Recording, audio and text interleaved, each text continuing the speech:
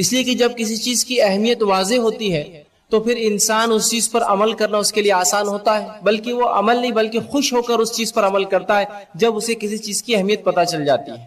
مثال کے طور پر کوئی انسان جو اسلام کو نہیں جانتا ہو، جب اس کے سامنے اسلام کا تعارف رکھا جاتا ہے، اس کو اسلام سمجھ میں آتا ہے، اس دین کے تعلق سے وہ علم حاصل کرتا ہے، اللہ کی ربوبیت اس کے سامنے واضح ہو جاتی ہے، اور پھر وہ اس کی جو حقانیت کو سمجھ لیتا ہے، اس دین حق کو سمجھ لیتا ہے، تو پھر اس کے لیے آسان ہوتا ہے تمام تر تکلیفوں کو برداشت کرتے ہوئے بھی جو اسلام کے اوپر قائم رہنا۔ سماج کے خلاف جانا، اپنے سوسائٹی کے خلاف جانا، پوری انسانیت کے خلاف جا کر بھی وہ اسلام پر جو اڑا رہتا ہے، اس لیے کہ اس کے دل میں اب اہمیت اتر چکی ہے توحید کی، اس کے دل میں اہمیت آ چکی ہے اسلام کی۔ اسی طرح معاملہ اس شخص کا ہوگا جو مسلمان تو ہے، توحید پرست تو ہے، لیکن وہ نماز نہیں قائم کرتا، نماز نہیں پڑھتا۔ جب اس کو نماز کی اہمیت بتائی جائیں گی تو پھر نماز کی طرف راغب ہوں گا، رغبت پائیں گا، نمازیں ادا کریں گا، حتیٰ کہ پھر وہ یہ سوچیں گا میں بیمار ہو جاؤں، بارش، پانی، سردی، گرمی اور دکھ تکلیف اس کے لیے کوئی معنی نہیں رکھیں گی، اس کے لیے اصل چیز ہوں گی نماز کا قائم کرنا، نماز کا پڑھنا، اس لیے کہ اب اس کے ذہن و دماغ میں نماز کی اہمیت جاگ چکی ہے، اب اسے نماز سے کوئی روک نہیں سکتا۔ اسی طرح جب انسان کو زکوٰۃ کے تعلق سے بتایا تھا، زکوٰۃ یہ ایک فریضہ ہے مسلمان پر، لیکن اس کی لا علمی ہوتی ہے، کبھی علم نہیں ہوتا ہے، کبھی پتہ نہیں چلتا ہے، کبھی سماج میں کوئی زکوٰۃ دیتا ہی نہیں تو اسے اس بات کا پتہ بھی نہیں چلتا ہے کہ واقعی میں یہ فرض ہے، یا فرض ہے تو اسے لگتا ہے دے دیے تو چلتا ہے، نہ دیے تو کوئی حرج بھی نہیں ہے۔ لیکن جب اس کے سامنے اس کی اہمیت رکھی جاتی ہے، اہمیت واضح ہوتی ہے، تو پھر اس کے بعد زکوٰۃ نکالنا اس کے لیے بہت آسان ہوتا ہے، بلکہ وہ ڈٹ کر زکوٰۃ نکالتا ہے، زکوٰۃ نکالنے کی کوشش کرتا ہے، اور ہر بار جو ہے اس فریضے پر عمل کرتا ہے۔ تو اسی لیے میں آج آپ کے سامنے کچھ مختصر سی باتیں زکوٰۃ کے تعلق سے، اس کی اہمیت کے تعلق سے رکھوں گا، تاکہ ہم تمام اس فریضے کو سمجھیں، جانیں، اور اس پر عمل پیرا ہونے کی انشاءاللہ عزیز ہم جو ہے کوشش کریں گے۔ آئیے سب سے پہلی چیز تو یہ زکوٰۃ کا معنی کیا ہوتا ہے، اس کا معنی کیا ہے، زکوٰۃ کہتے کس کو ہے؟ تو یاد رکھیے زکوٰۃ کا جو لغت کا معنی ہوتا ہے، ڈکشنری میننگ ہوتا ہے، وہ یہ ہے پاک کرنا۔ اسی سے لفظ تزکیہ آتا ہے، تزکیہ نفس کو پاک کرنا گناہوں سے۔ تو زکوٰۃ کا ایک معنی ہوتا ہے پاک کرنا، دوسرا معنی ہوتا ہے بڑھانا۔ تو زکوٰۃ دیکھیے ایک انسان کے مال کو پاک کرتی ہے، اور نہ صرف پاک کرتی ہے بلکہ اسے بڑھاتی بھی ہے۔ تو زکوٰۃ کا معنی ہوتا ہے پاک کرنا، صاف کرنا، تزکیہ کرنا، اور چیز کو بڑھانا، اس میں اضافہ کرنا، یہ ہے زکوٰۃ کا معنی ہے۔ یہ تو ہے لغت کا معنی۔ اسی طرح اصطلاح میں اس کا کیا معنی ہے؟ اصطلاح سے مراد یہ کہ شریعت میں زکوٰۃ کسے کہتے ہیں؟ یہ تو لفظی معنی کی پاک کرنا، بڑھانا، شریعت میں زکوٰۃ کس کو کہتے ہیں؟ تو یاد رکھیے شریعت میں زکوٰۃ اس فریضے کو کہتے ہیں، یہ ایک فریضہ ہے، اس فریضے کو کہتے ہیں جو مال کا حق ہے۔ زکوٰۃ یہ ایک فریضہ ہے جو مال کا حق ہے، اور جسے شریعت کے بتائے ہوئے لوگوں کو ہمیں ادا کرنا ہے، یا ان کو عطا کرنا ہے، ان کو جو ہے وہ چیز دے دینا ہے۔ تو زکوٰۃ یہ ایک شرعی فریضہ ہے جو کہ مال کا حق ہے، اور شریعت نے جن لوگوں کو بتایا ان لوگوں کو یہ حق ہمیں جو ہے پہنچانا ہے، یاد رکھیے۔ تو یہ ہوا لغت کے اعتبار سے زکوٰۃ، اور یہ ہوا شریعت کے معنی میں زکوٰۃ۔ اب بہرحال زکوٰۃ کی اہمیت مجھے زیادہ بتانے کی ضرورت نہیں ہے، شریعت میں توحید سب سے اول ہے، توحید کے بعد نماز دوسرا ہے جو اہم رکن ہے، اور اس کے بعد زکوٰۃ کا جو ہے نمبر آتا ہے، یاد رکھیے۔ نبی اکرم صلی اللہ علیہ وسلم کی بخاری کی روایت ہے، عبداللہ ابن عمر رضی اللہ عنہ اس حدیث کے راوی وہ فرماتے ہیں، نبی اکرم صلی اللہ علیہ وسلم نے فرمایا کہ بنی الاسلام علی خمس، اسلام کی بنیادیں 5 چیزوں پر ہیں۔ اسلام کے ستون 5 ہے۔ ستون کہتے ہیں وہ چیز کو جس پر کسی چیز کا انحصار ہو، جس پر منحصر ہو، جس پہ کوئی چیز ٹکی ہوئی ہو۔ تو اسلام کی ایسی 5 بنیادیں جس پہ اسلام ٹکا ہوا، یاد رکھیں۔ تو رسول اکرم صلی اللہ علیہ وسلم فرمایا بنی الاسلام علی خمس، اسلام کی بنیادیں 5 چیزوں پر ٹکی ہے۔ پہلا فرمایا کہ تو گواہی دے کہ اللہ کے سوا کوئی معبود نہیں، اور میں محمد صلی اللہ علیہ وسلم کا رسول ہوں، وَإِقَامِ الصَّلَاةِ، اور تو نماز قائم کر، وَإِيتَاءِ الزَّكَاةِ، اور زکوٰۃ ادا کرتے رہے، اور والحج، اور اللہ کے گھر کا حج کر، وصوم رمضان، اور رمضان کے روزے رکھ۔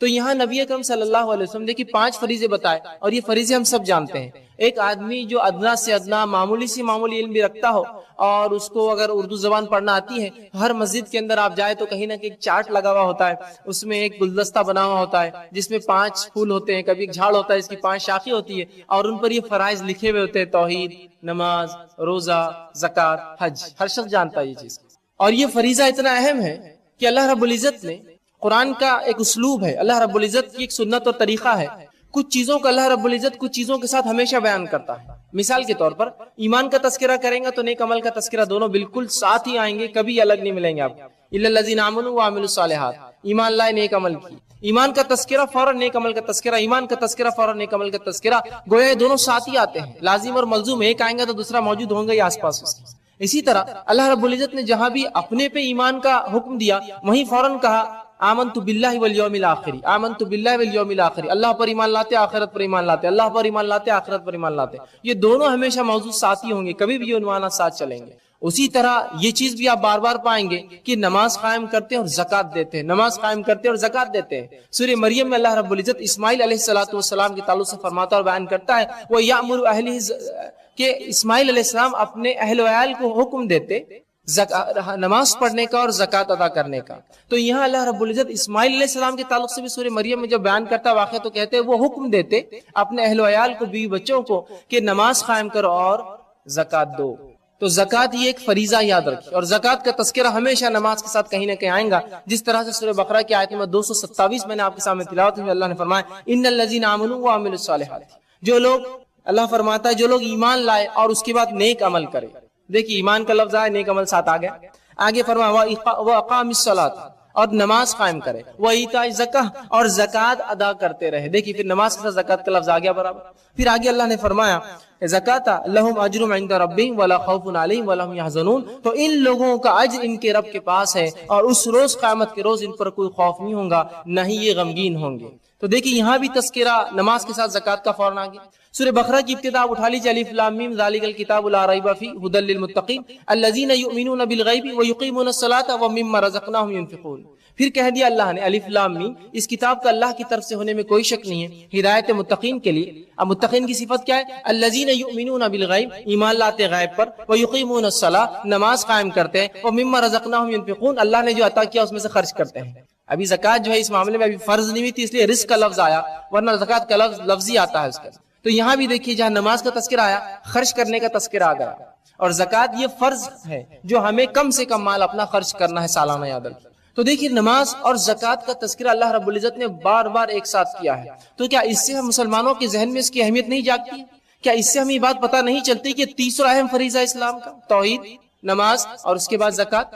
لیکن اس کے باوجود بھی جس طرح سے معاملات تمام دیگر فرائض کا اسی کا معاملہ زکات کا بھی کچھ اس سے بہتر نہیں یاد رکھے. حالانکہ اللہ رب العزت نے قرآن کے اندر زکات کا 82 مرتبہ 82 ٹائمز حکمی تذکرہ کیا ہے. دو نکالو، دو حکمی تذکرہ، جہاں حکم آیا کہ یہ کام کرو 82 سے زائد مرتبہ. کیا یہ بات ہمیں سمجھ میں نہیں آ رہی کہ اللہ رب العزت جس امر کے تعلق سے 82 مرتبہ تاکیدی حکم دے رہا ہے کہ خرچ کرو، خرچ کرتے ہیں، خرچ کرنے والے ہیں، یہ زکات دیتے ہیں، زکات عطا کرتے ہیں، یہ فلاں ان کی صفت ہے. بلکہ سورہ مومنون کی ابتدا میں اللہ رب العزت نے مومنین کی صفت بیان کی، بلکہ شروع میں قد افلح المومنون، یقیناً وہ لوگ کامیاب ہو گئے جو ایمان لائے.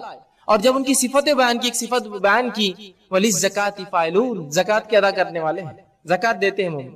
اور یہی لوگوں کے تعلق سے پھر آخر میں کہا یہی لوگ وہ ہیں جو وارث بننے والے ہیں جنت الفردوس کے. تو اگر ہم چاہتے ہیں کہ ہم جنت میں جائیں تو زکات ادا کرنا ہمارے لیے ضروری ہے، یاد رکھیے یہ فریضہ اسلام اور شریعت کا ادا. اور اللہ رب العزت جب تاکیدی حکم 82 مرتبہ لائے، یہ بہت اہم چیز ہو جاتی ہے، یاد رکھیے. یہ نماز سے بھی زیادہ تاکیدی حکم ہے. نماز کا تذکرہ تاکیدی اعتبار سے 70 سے زائد مرتبہ آتا ہے صرف، اس کا تذکرہ زکات کا 82 مرتبہ حکمی آیا ہے. تو پتہ چلا اس لیے کہ مال سے انسان کی محبت فطری ہے، اللہ رب العزت نے اس کا تاکید حکم بار بار دیا. نماز تو پھر بھی میں پڑھ لوں گا اس لیے کہ اس میں میرا کیا جاتا ہے، جسمانی اعتبار سے جانا ہے، کھڑے ہونا ہے، وضو کر کے پڑھنا ہے.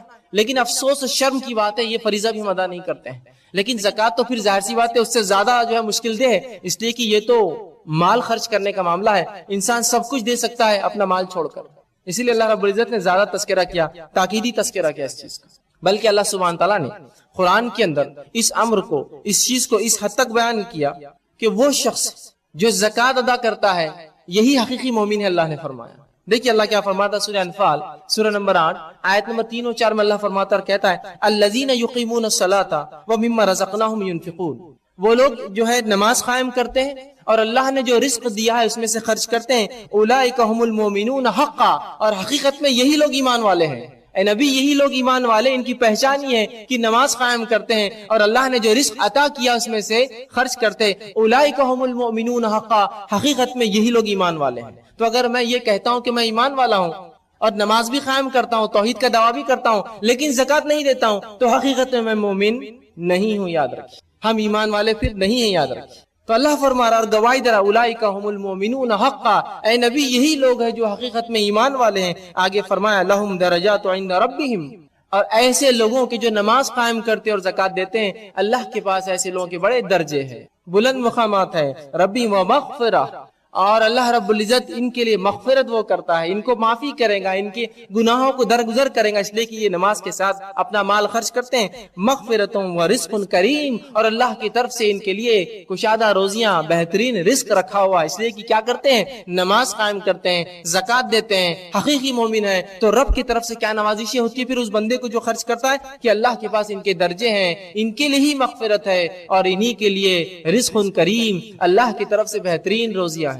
تو اندازہ لگائیے کیا زکات کا مرتبہ ہے کہ زکات ادا کرنے والا نہ صرف فریضہ کرتا ہے بلکہ زکات ادا کرنے سے ہمارے درجات بلند ہوتے ہیں، ہمارے گناہ معاف ہوتے ہیں، اور اللہ رب العزت ہمارے رزق میں اضافہ کرتا ہے۔ سبحان اللہ، اس سے بڑی کوئی بات ہو نہیں سکتی، یاد رکھیے۔ ذہنی طور سے انسان اگر تھوڑا سا سوچے تو تھوڑا سا اس کو معاملہ تو الٹ نظر آتا ہے، دیکھنے کے اعتبار سے کہ زکات تو دینا ہے، پھر دینے سے بڑھتا کیسے ہے؟ ایک آدمی سوچتا ہے اس طرح کی بات کہ زکات تو دینا ہے، دینے سے کیسے بڑھتی ہے کوئی چیز جبکہ کم ہو رہی ہے؟ لیکن یاد رکھیے اللہ رب العزت کو ظاہری طور سے بھی بڑھاتا ہے مال کو جب انسان خرچ کرتا ہے، اور باطنی طور سے مطلب اس میں برکت بھی دیتا ہے اور مال کو بڑھاتا بھی اور اضافہ بھی کرتا ہے۔ 100 کے بدلے اللہ 200 اضافہ کریں گا، اور اگر 100 ہی رہے تو اس میں ایسی برکت دیں گا کہ ایسے بڑے بڑے کارنامے آپ انجام دے پائیں گے جو لوگ لاکھوں اور کروڑوں کما کے بھی نہیں کر پاتے ہیں۔ یہ برکت ہے اس کی۔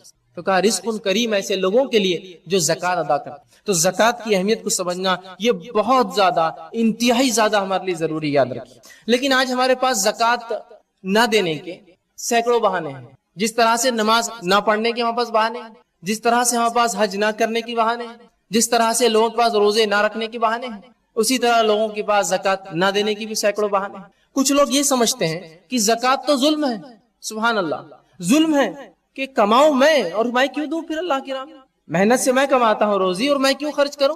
یہ وہ لوگ، ایسے لوگوں کی مثال وہ قارون ہے جس کو جب اللہ رب العزت نے حکم دیا موسیٰ علیہ السلام کے ذریعے کہ جاؤ موسیٰ اور قارون سے کہو اپنے مال کی زکات نکالے جو اللہ نے اسے عطا کیا ہے مال، تو قارون نے کہا موسیٰ یہ تو عجیب ظلم ہے تمہارا، کماؤں میں، محنت کروں میں اور زکات دوں تمہارے رب کو میں، یہ کیسے ہو سکتا ہے؟ تو قارون نے زکات کو ظلم سمجھا، جس طرح سے بہت سے مسلمان زکات کو ظلم سمجھتے ہیں کہ کماؤں میں اور اس میں سے کیوں دوں میں 2.5% نکال کے سالانہ اپنے مال کا۔ یہ انسان یہ چیز بھول جاتا ہے کہ جو مال انسان اپنی محنت سے کماتا ہے وہ محنت کی وجہ سے اللہ نہیں دیتا، اللہ رب العزت جو ہے جس کو چاہتا ہے وہ رزق دیتا ہے۔ محنت تو ذریعہ ہے، یہ سنت ہے، لیکن کیا محنت اصول ہے مال کمانے کا؟ اگر محنت اصول ہوتا مال کمانے کا تو یہ بیچارے حمال جو سب سے زیادہ محنت کرتے ہیں یہ سب سے مالدار ہونا چاہیے تھا، لیکن پھر بھی وہ غریب ہوتے ہیں، ہے نا؟ اصول نہیں ہے، وہ محنت اصول نہیں ہے، یہ تقدیر ہوتی ہے، یہ اللہ کی نعمت ہے مال جو اللہ رب العزت عطا کرتا ہے انسانوں کو، تو اس نعمت کے بدلے اللہ چاہتا ہے کہ انسان شکر ادا کرے، اور شکر یوں ادا کرے کہ جو اللہ نے مال دیا ہے اس میں سے کچھ صدقات نکالے، جو فرض صدقات ہوں گے وہ زکات ہے، جو نفلی صدقات ہے جس کو ہم جو ہے نفل زکات کہیں گے، تو مال میں سے کچھ نکالے، اس لیے کہ اللہ کی نعمت ہے عطا کر۔ تو کچھ لوگ اس کو ظلم سمجھتے ہیں کہ بھائی میں کیوں زکات دوں، یہ تو بڑا ظلم ہے مجھ پر۔ دوسرے لوگ وہ ہوتے ہیں جو فرض تو مانتے ہیں لیکن ادا نہیں کرتے، نہیں زکات ہاں فرض ہے، زکات تو بڑی فرض ہے، زکات کی تو بڑی فرضیت ہے، دینے کا معاملہ کیا بھائی، وہ انشاءاللہ دیکھیں گے، کوشش کریں گے، اگلے سال دے دیں گے، اب یہ سال کی باقی رہنے دیجیے، حساب لکھ لیجیے، اگلے سال ایک ساتھ بہت زیادہ ہو جائیں گے نا جب میں دوں گا، پھر اگلا سال ہے بھائی زکات کا کیا، اب آنے والا سال آن دیجیے، پچھلے سال کی 2000 1000 یہ سال کی 2000 5000، اگلے سال اور زکات اللہ دیں گا تو میں ایک ساتھ نکالوں گا، اور ایسی حال میں اس کی موت آیا، اس لیے کہ جو اس کا مال بڑھتا جاتا ہے تو اس کی محبت اس سے اور زیادہ بڑھتی ہے، اور زیادہ بڑھتی ہے، اور روپیہ نکالنا بھی اس کے لیے ممکن نہیں ہو۔ تو کچھ لوگ فرض تو مانتے ہیں، ادا نہیں کرتے زکات، دیتے نہیں ہیں، نکالتے نہیں۔ تیسری وہ قسم ہے جو زکات کو نہ دینے کے لیے اللہ رب العزت شریعت سے کھلواڑ کرتے ہیں، مذاق کرتے ہیں، اور وہ مذاق اس طرح سے کرتے ہیں کہ انہیں زکات دینا نہیں ہوتی، ہاں زکات فرض دینا ہے، لیکن چونکہ زکات سال بھر کے بعد ایک انسان کے مال پر فرض ہوتی ہے تو وہ کیا کرتے ہیں، سال بھر سے پہلے اگر مال میرا ہے تو سال گزرنے سے پہلے میں کرتا ہوں اپنے بیوی سے کہتا ہوں بیوی یہ مال تمہارا ہوا، کیونکہ سال گزرا نہیں نا، ابھی سال سے پہلے میں نے بیوی کو دے دیا، معاملہ ختم۔ جب اگلا سال آتا ہے تو بیوی شوہر سے کہتی ہے شوہر یہ مال تمہارا ہوا، ماشاءاللہ زکات سے بچ گئے، گویا یہ ایک قسم کا کسی اکاؤنٹنٹ کے ذریعے آپ ٹیکس بچا لے رہے ہیں حکومت سے۔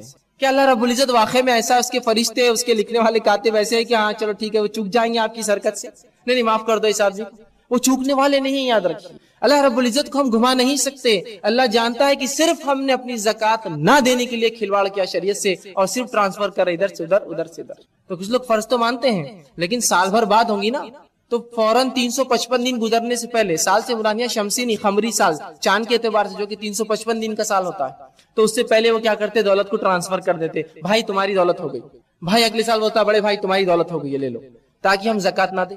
تیسرے چوتھے قسم کے لوگ وہ ہیں جو زکات تو دیتے ہیں لیکن اپنی مرضی سے دیتے ہیں، شریعت کے مطابق نہیں، میرا دل جو چاہے گا میں زکات دوں گا۔ مثال کے طور پر اللہ نے جو ہے مال نوازا ہے، سونا دیا ہے، چاندی دیا ہے، زمینات دیا ہے، کاروبار دیا ہے، تو سونے کی زکات تو نکالتے ہیں لیکن شریعت کے مطابق نہیں۔ کیسے نکالتے ہیں دیکھیے کہ سونا یہ دادی کا تھا اور دادی نے 40 روپے تولہ لیا تھا، 40 روپے کا جو ہے 2.5% کتنا ہوتا ہے، ہم اس کے حساب جس ریٹ میں لیا تھا اس ریٹ میں زکات دی جائیں گے۔ پھر بیوی کا زیور ہے جو 2,500 سے لیا تھا تو اس کی 2,500 کے حساب سے دی جائیں گے، اور پھر جو نیا زیور بچی کے لیے لیا ہے وہ 5,000 10 اس کے حساب سے دوں گا میں۔ پراپرٹی لی تھی جو بیچنے کی نیت سے لی تھی، تو آج تو ریٹ کروڑ روپیہ ہے لیکن لیا تھا 10,000 میں، تو میں 10,000 کی زکات ہی دیتے رہوں گا اس کی۔ تو زکات تو دیتے ہیں لیکن شریعت کے مطابق نہیں، اپنی مرضی کے مطابق کیلکولیشنز ہوتے ہیں۔ کیا ہم چاہتے ہیں واقعی میں اللہ رب العزت ہمارے سونے کی قیمت 40 روپیہ کر دے؟ ویسی نہیں، تو پھر زکات بھی آج کے ریٹ میں دی جائیں گی نا، زمینات کی قیمت بھی آج کے اس میں دی جائیں گی نا۔ یہ بڑی اہم چیز ہے، یاد رکھیں، اس کو سمجھنے کی کوشش کیجیے۔ تو چوتھی قسم کے لوگ وہ ہیں جو زکات دیتے تو ہیں لیکن شریعت کے مطابق نہیں، اپنی مرضی کے مطابق، اپنی خواہشات کے مطابق، اپنی ہوا جو وہ سوچتے ہیں، ان کی خواہش، ان کا دل کہتا ہے ویسی دیتے ہیں۔ اسی طرح کچھ لوگ یہ ہوتے ہیں جو کوئی نہ کوئی بہانہ بنا کے زکات کو چھوڑی دیتے ہیں۔ پانچویں قسم، دے دیں گے نا بچی کی شادی یہ سال، دے دیں گے نا اگلے سال فلاں کام ہے، دے دیں گے نا تجارت تھوڑی بڑھنے دو میری، بس ایک دکان سے دوسرا ہوا شاپ، دوسرا شو روم کھلا کہ پھر زکات شروع، ابھی دے دیں گے فلاں ہو جائے گا۔ یہ فرض کو ساکت کر رہے ہیں، خالی روک کر رکھ رہے ہیں، دیں گے دیں گے دیں گے، اور اسی معاملے میں یاد رکھیے انسان کی زندگی ختم ہو جاتی ہے۔ تو کچھ لوگ اس طرح سے زکات وہ کرتے ہیں، اور کچھ لوگ دیتے تو ہے زکات، پوری بھی دیتے ہیں، جیسا اس کا حق ہے ویسے ہی دیتے ہیں، لیکن اس لیے دیتے ہیں کہ پڑوسی دیتا ہے اس لیے میں بھی دوں گا نا زکات، دکھاوے کو دیتے ہیں۔ اور زکات اللہ کی رضا کے لیے نہیں ہوتا ہے۔ بھائی نے میرے کتنی زکات نکالا تو کوئی آگے کہتا ہے آپ کے بھائی نے تو 10 لاکھ زکات نکالا، اچھا 10 تو میں 11 لاکھ نکالوں گا زکات میں، تو دے تو رہے زکات، پوری دے رہے جتنا حق ہے، لیکن مقصد اللہ کو راضی کرنا، اللہ کو خوش کرنا، اس کی خوشنودی حاصل کرنا، اس کے جو فیضان اور اس کی برکتیں نصیب ہوں ہم کو، وہ نہیں ہوتا ہے۔ مقصد ہوتا ہے لوگوں کو خوش کروں، لوگ آ کر کہے واہ کیا رسیدیں پھاڑی، کیا چندے دیے، کیا معاملہ ہوا، کیا سخی آدمی ہے، کیا مال دیتا ہے، جبکہ نبی اکرم صلی اللہ علیہ وسلم نے بخاری کی روایت میں واضح کر دیا، من صلی یرائی فقد اشرک، جس نے دکھاوے کے لیے نماز پڑھی اس نے شرک کیا، ومن صام یرائی فقد اشرک، جس نے دکھاوے کے روزے رکھے اس نے شرک کیا، ومن تصدق یرائی فقد اشرک، جس نے دکھاوے کے لیے صدقات دیا اس نے بھی شرک کیا۔ شرک ہے یہ عمل، یاد رکھیے، دکھاوے کے لیے کوئی کام ہم کرے اس لیے کہ ریا ہے اور ریا شرک ہے۔ تو کچھ لوگ دیتے تو ہے لیکن بہرحال اس کا مقصد ہوتا ہے کہ ہم جو ہے دکھاوا کریں، تو ہم اپنی زکات کو خالص اللہ کے لیے شریعت کے بتائے ہوئے طریقے کے مطابق، یاد رکھیں، جتنا اور جیسے اس نے بتایا ہے ویسا دینے کی کوشش کریں۔ حالانکہ زکات ہماری انکم پر نہیں ہے۔ اللہ رب العزت کرم تو دیکھیے اس امت پہ کیا کیا، زکات ہماری انکم پر نہیں ہے، زکات ہماری سیونگز پر ہے۔ جو تم بچاتے ہو اس میں سے مسلمانوں خرچ کرو، جو تم کماتے ہو شریعت نہیں چاہتی تم اس میں سے خرچ کرو، تم کماؤ لاکھوں اور خرچ کر دو لاکھوں، تو شریعت تم کو بولتی بھی نہیں ہے زکات دینے کا، لیکن جو کماتے ہو اور خرچ کرتے ہو پھر بچا لیتے ہو تو شریعت کہتے ہے اس بچی ہوئی رقم میں حق ہے کہ وہ اس کا جو ہے مال نکالا جائے۔ اللہ نے ہم پر یہ فریضہ جو ہے عائد کر دیا کہ سیونگز کے اوپر زکات ہے، انکم پر زکات نہیں۔ شریعت کہتی نہیں، حکمت یہ ہے کہ تم خرچ کر لو جو کرنا ہے، جو بچ جائے، جو بچا پاؤ، جو اٹھا کے رکھ سکو، جو سیونگ کرو اس میں سے تم نکالو۔ تو کتنا اللہ رب العزت کرم ہے کہ ہمارے انکم پر زکات نہیں رکھا، ہماری سیونگز پر زکات۔ اچھا، زکات صرف سیونگز پر نہیں ہے، سیونگز میں، بچت میں، وہ بچت جو نصاب کو پہنچتی ہو، سبحان اللہ، دیکھیے کتنا کم میں کم ہوتا جا رہا ہے معاملہ۔ انکم پر زکات نہیں، جو آئے ہوتی ہے، جو آتا ہے پیسہ اس پہ زکات نہیں جو انسان کماتا ہے، بلکہ جو بچاتا ہے بچت پر زکات ہے، اور بچت میں بھی وہ بچت جو بچت نصاب کو پہنچے، ایک محدود مقدار تک پہنچے تب زکات ہے۔ وہ مقدار کیا، آگے تفصیلات لوں گا، اس مقدار کو پہنچے تو زکات دو۔ تو سبحان اللہ کتنا آسان سہل اللہ نے کر دیا کہ زکات انکم پر نہیں، سیونگز پر، اور سیونگز بچت پہ نہیں، بلکہ وہ بچت جو نصاب کے لیول کو پہنچے، ایک نصاب کا درجہ ہے، وہ پوائنٹ کو جب پہنچ جائیں گی تو دینا، اگر نصاب کو نہیں پہنچتی ہے تو سیونگز پر بھی مت دو۔ کتنی سہولت دی اللہ رب العزت نے، لیکن ان تمام سہولت کے باوجود بھی زکات کا معاملہ نماز سے بھی بہت کم ہے، یاد رکھیے، اتنا کم ہے جسی کو انتہا نہیں۔ جتنے لوگ نماز پڑھتے ہیں نا اس سے بھی کئی فیصد کم لوگ زکات ادا کرتے ہیں، حالانکہ وہ زکات جو ہے واجب ہوتی ہے ان پر اور فرض ہوتی ہے۔ تو زکات کا معاملہ نماز سے بھی کم تر ہے۔ تو یہ بات ہمیں سمجھنے کی انتہائی زیادہ ضرورت ہے، بالخصوص وہ لوگ جن کو اللہ نے مال دیا ہے اور مال دینے کے بعد وہ نصاب کو پہنچتا ہے، اتنا بچت کر پاتے ہیں کہ وہ نصاب کو پہنچتا ہے، تو ہم اس کی زکوٰۃ ضرور نکالیں، اس لیے کہ اللہ نے یہ ہمارے مال کے اندر جو حق عائد کیا ہے یہ ہم پر فرض کیا ہے، یاد رکھیں۔ تو کوئی شخص اس کے اندر جو ہے کوتاہی نہ کرے کہ وہ زکوٰۃ نہ دے۔ اللہ رب العزت قرآن کے اندر فرماتا ہے، اور وہ بھی 2.5%، 2.5% صرف نکالنا ہے، اس سے زیادہ نہیں۔ وہ مال جو نصاب کو پہنچتا ہے اگر وہ آپ کے پاس ہوتا ہے تو اس میں سے بھی آپ کو 50%، پورا 75%، 70%، 30% نہیں دینا ہے، اندازہ لگائی 2.5%۔ اللہ رب العزت قرآن میں سورہ توبہ سورہ نمبر 9 آیت نمبر 103 میں فرماتا اور کہتا ہے، خذ من اموالہم صدقات تطہرہم وتزکیہم بہا۔ اللہ رب العزت نبی اکرم صلی اللہ علیہ وسلم کو حکم دیتا اور کہتا ہے، اے نبی تم ان لوگوں کے مالوں سے زکوٰۃ لو اور اس کے ذریعے تاکہ ان لوگوں کے گناہ معاف ہو اور ان کے درجات بلند ہو۔ زکوٰۃ کیوں دی جا رہی ہے؟ اس کے فائدے کیا ہے؟ اے نبی ان کے مالوں سے آپ زکوٰۃ دیجئے تاکہ ان کے جو ہے اللہ رب العزت کے پاس ان کے گناہ معاف ہو، یہ پاک اور صاف ہو یہ انسان، اور اس کے بعد ان کے درجات اللہ کے نزدیک بلند ہو۔ تو جب ایک شخص مال خرچ کرتا ہے تو وہ پاک ہوتا ہے گناہوں سے، صاف ہوتا ہے، اس کے درجات بلند ہوتے ہیں۔ یہ کیسے؟ میں آ رہا ہوں اس عنوان پر کہ کیسے انسان پاک ہوتا ہے، کیا درجات بلند ہوتے ہیں، ایسے کون سے گناہ انسان کرتا ہے اگر مال ہو تو جو پاک ہوتے ہیں زکوٰۃ دینے سے۔ یہ دنیاوی گناہ بھی ہو سکتے ہیں، جو ایسے گناہ جو جسمانی ہو سکتے ہیں، جو ذہنی ہو سکتے ہیں، جو انسان سوچتا ہے، جو انسان کرتا ہے، دونوں ایسے گناہ ہیں جس سے انسان پاک ہوتا ہے زکوٰۃ دینے سے۔ بلکہ زکوٰۃ جو لوگ ادا کرتے ہیں بہت سارے سنگین جرائم سے دنیا میں بچ جاتے ہیں، معلوم ہے؟ خود بھی بچتے ہیں اور کئی سارے جرائم سے جو ہے امت کو بچاتے ہیں۔ انشاءاللہ آگے تفصیلات اس کی حکمت میں ضرور آئیں گے۔ تو اے نبی ان سے زکوٰۃ لیجیے آپ ان کے مالوں سے تاکہ ان کے گناہ معاف ہو اور ان کے درجات اللہ کے نزدیک بلند ہو۔ تو مال اور زکوٰۃ صرف ہمیں پاک نہیں کرتی، زکوٰۃ ادا کرنے والے کو دنیا کے بینیفٹس بھی ہیں۔ ایسا ہوتا ہے نا انسان کو کہ میں اگر زکوٰۃ دوں، ٹھیک ہے یہ تو ایک فریضہ ہو گیا، اس کا اور کیا ہے؟ تو اللہ رب العزت دیکھیے زکوٰۃ دینے کا حکم دیا اور اس کے دنیا کے فائدے کیا بتایا آپ کو، اندازہ لگا لیجئے۔ اس آیت سے اللہ رب العزت فرماتا ہے، اور اس آیت میں کہتا ہے سورہ روم سورہ نمبر 30 اس کی آیت نمبر 39 میں اللہ فرماتا اور کہتا ہے، وَمَا آتَيْتُم مِّن زَكَاةٍ تُرِيدُونَ وَجْهَ اللَّهِ فَأُولَٰئِكَ هُمُ الْمُضْعَفُونَ۔ جو زکوٰۃ تم اللہ کے لیے خالص نیتیں کر کے دیتے ہو، جو زکوٰۃ جو مال تم اللہ کے لیے خالص اپنی نیتوں کر کے خرچ کرتے ہو، اس کے تعلق سے اللہ فرماتا ہے فَأُولَٰئِكَ هُمُ الْمُضْعَفُونَ، اس کے ذریعے اللہ تمہارے مالوں میں اضافہ کرتا ہے۔ مال ہم دے رہے ہیں، زکوٰۃ ہم دے رہے ہیں اور وعدہ ہو رہا ہے مال کے اضافے کا، جبکہ دیکھا جائے تو مال کم ہو رہا ہے زکوٰۃ دینے سے۔ اللہ کیا فرما رہا ہے کہ جب ایک انسان اللہ کو راضی کرنے کے لیے خالص نیت سے زکوٰۃ دیتا ہے تو اللہ اس کے مال کو بڑھا دیتا ہے، اس کا مال بڑھ جاتا ہے، اس کے مال میں انکریز ہو جاتا ہے، وہ ڈیکریز نہیں ہوتا، وہ کم نہیں ہوتا، یاد رکھیں۔ تو صدقات دینے کے اور فرض زکوٰۃ دینے کا فائدہ یہ ہے کہ ہمارے نہ صرف گناہ معاف ہوتے ہیں بلکہ اللہ فرماتا ہے کہ ہمارے جو ہے مال میں اللہ اضافہ بھی کرتا ہے۔ اللہ فرماتا ہے کہ صرف مال دینے سے پاک نہیں بلکہ ان کے مال میں اضافہ بھی ہوتا ہے۔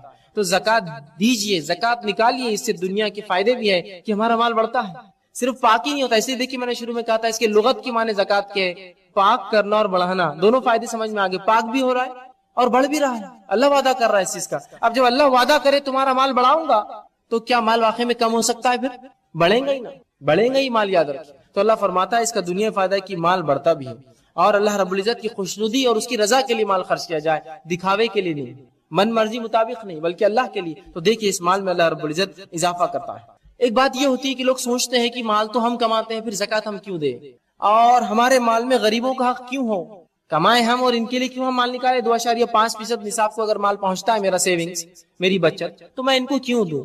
تو شریعت یہ کہتی ہے کہ انسان جب مال کماتا ہے، ایک سماج جو ہوتا ہے، ایک سوسائٹی جو ہوتی ہے، سوسائٹی میں جب کوئی فرد کماتا ہے تو اس میں اس کی خود کی کوئی خصوصیت نہیں ہوتی ہے بلکہ پورا سماج اس میں شامل ہوتا ہے، پورے سوسائٹی اس میں شامل ہوتی ہے، جس کی بنیاد پر انسان جو ہے کچھ نہ کچھ کماتا ہے۔ دیکھیے ہر شخص دوسرے پہ ڈیپینڈ ہے، ہر شخص دوسرے پہ ڈیپینڈ ہے۔ اگر نوکر نہ ہو تو ظاہر سی بات ہے مالک کی دکان کیسے چلے، اگر دکاندار نہ ہو تو کمپنیاں کیسے اپنا مال بیچیں گی؟ تو ہر شخص دیکھیے ایک پہ ایک سوسائٹی کے اندر لگا ہوا ہے، اور چونکہ شریعت یہ کہتی ہے کہ تم سب وجہ بنتے ہو ایک مال کی کمانے کے، ریونیو جنریٹ کرنے کے، تو لہٰذا وہ لوگ جو اتنا نہ کما پائے، جس میں اپنا گھر گزار سکے، تو تم جو کما رہے ہو ان کی بنیاد پر تم اپنے مال میں سے کچھ فیصد نکال کر ان کو دو، اور وہ فرض فیصد ہے صرف 2.5%۔ تو شریعت یہ کہتی ہے مال ہو۔ دوسرا، مال اللہ کی نعمت اور فضل ہے، اس میں ہماری کوئی خصوصیت نہیں، یاد رکھ لیجئے۔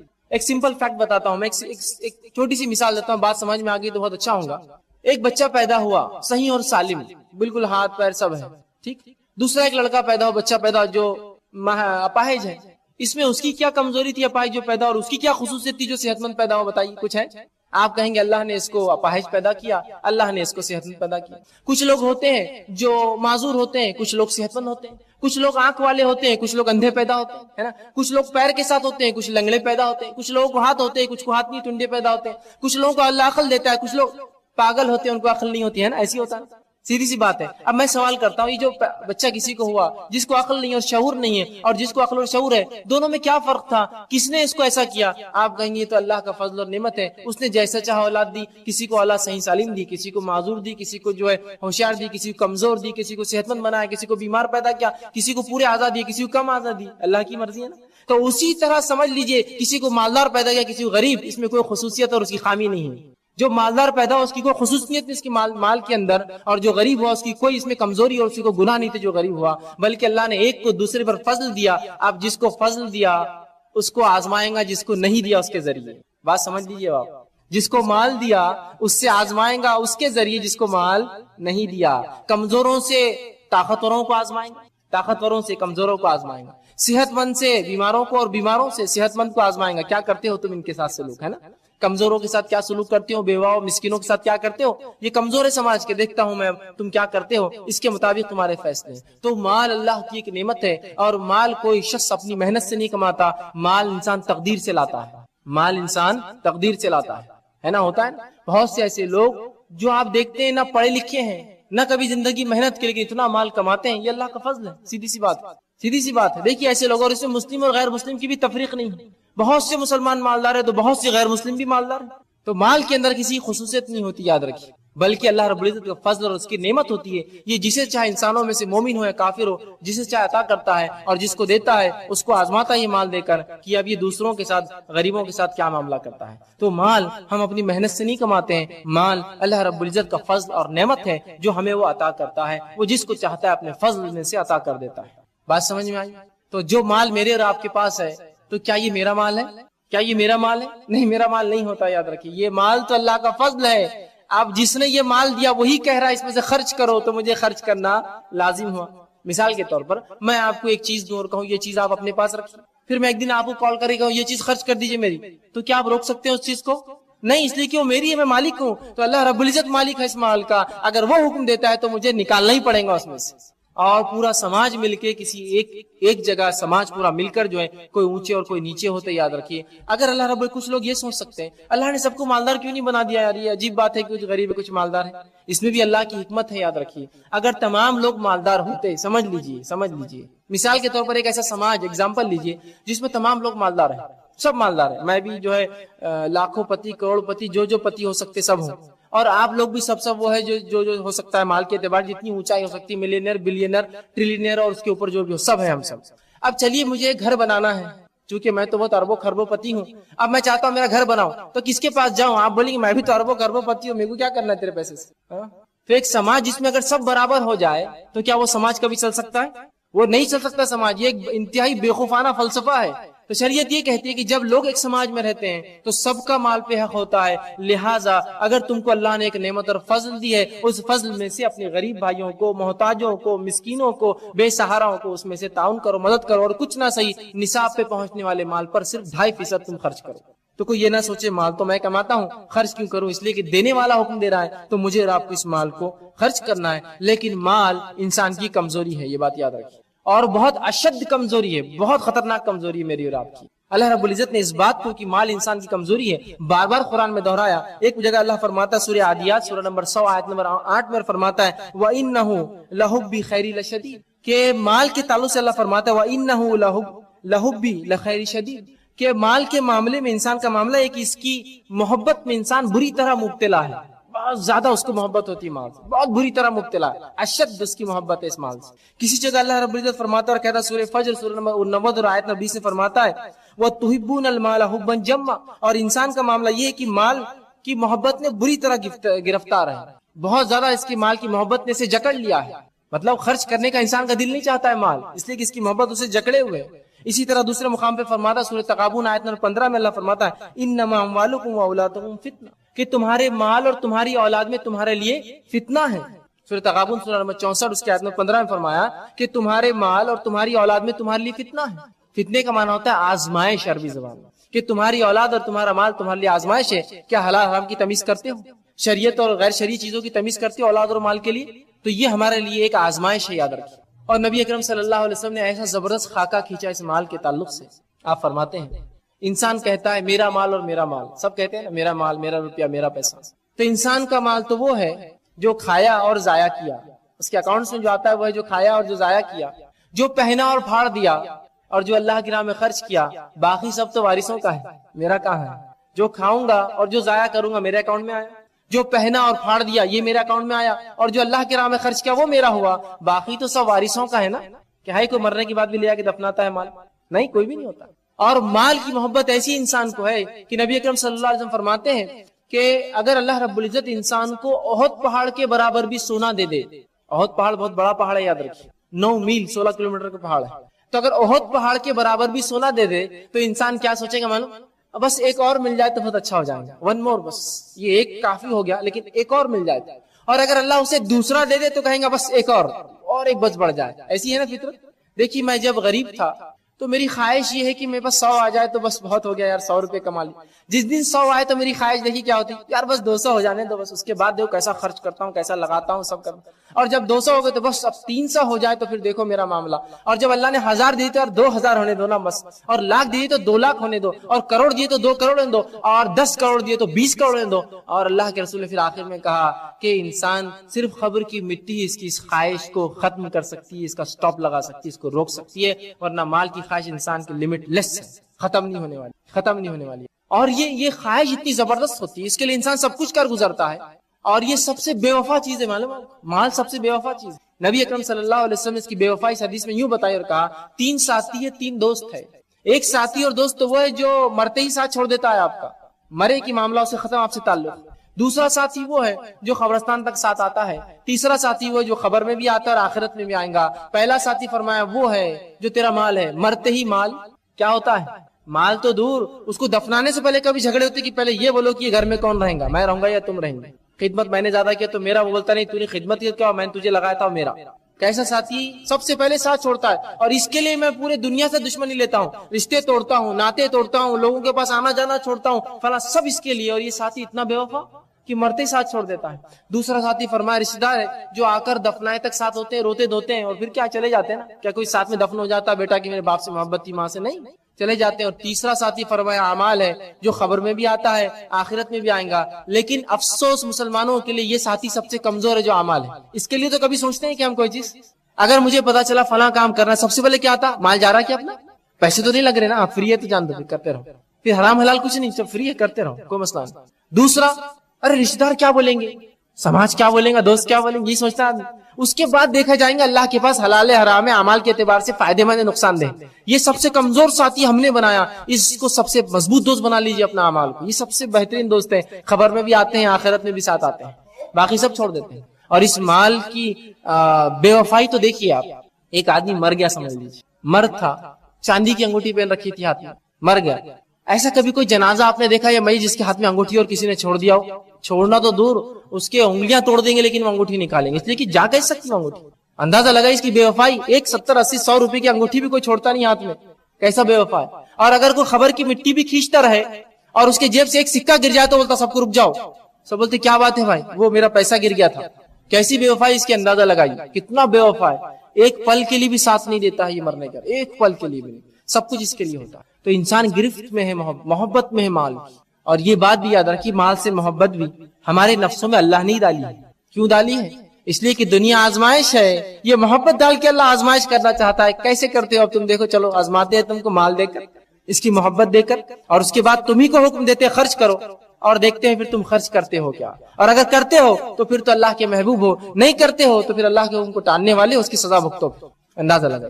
تو ہمیں مال کو اپنا نہیں، مال تو اللہ کا فضل ہے، اور اگر اللہ نے حکم دیا تو فوراً اس میں سے ہمیں جو ہے نکالنا چاہیے، اس میں سے خرچ کرنا چاہیے۔ تو اللہ رب العزت نے مال کو فتنہ کہا۔ اسی طرح جامع ترمذی کی روایت ہے، نبی اکرم صلی اللہ علیہ وسلم فرماتے ہیں ہر امت کا ایک خاص فتنہ ہوتا ہے، ہر امت کی خاص آزمائش ہوتی ہے، اور میری امت کی آزمائش مال ہے، روپیہ اور پیسہ ہے۔ ہر امت کو اللہ نے ایک طریقے سے آزمایا۔ بنی اسرائیل کو اللہ کے رسول نے فرمایا کہ ان میں سب سے بڑا فتنہ جو شروع ہوا وہ عورتوں سے ہوا۔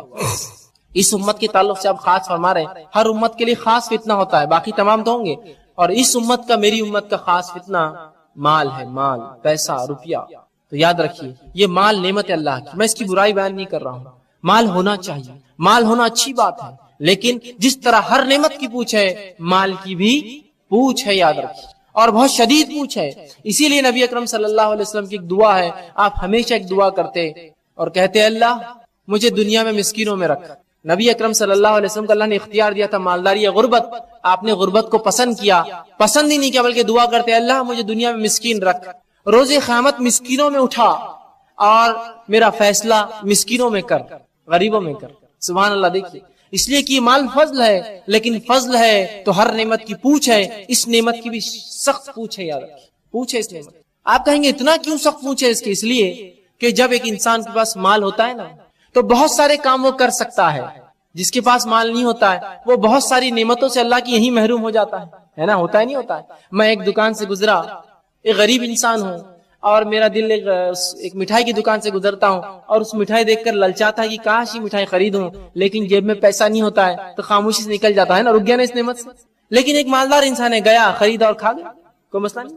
لیکن یہی مالدار انسان اسی طرح جہاں یہ حلال چیز کی طرف متوجہ ہو رہا تھا، میں خرچ نہیں کر سکتا تھا، اسی طرح ایک انسان جو غریب ہے کسی برائی کو دیکھتا ہے، کوئی آدمی جوا کھیل رہا ہے، سوچتا ہے جوا کھیل، لیکن بولتا ہے مال نہیں جانتا، چلو بچ گیا ایک برائی سے۔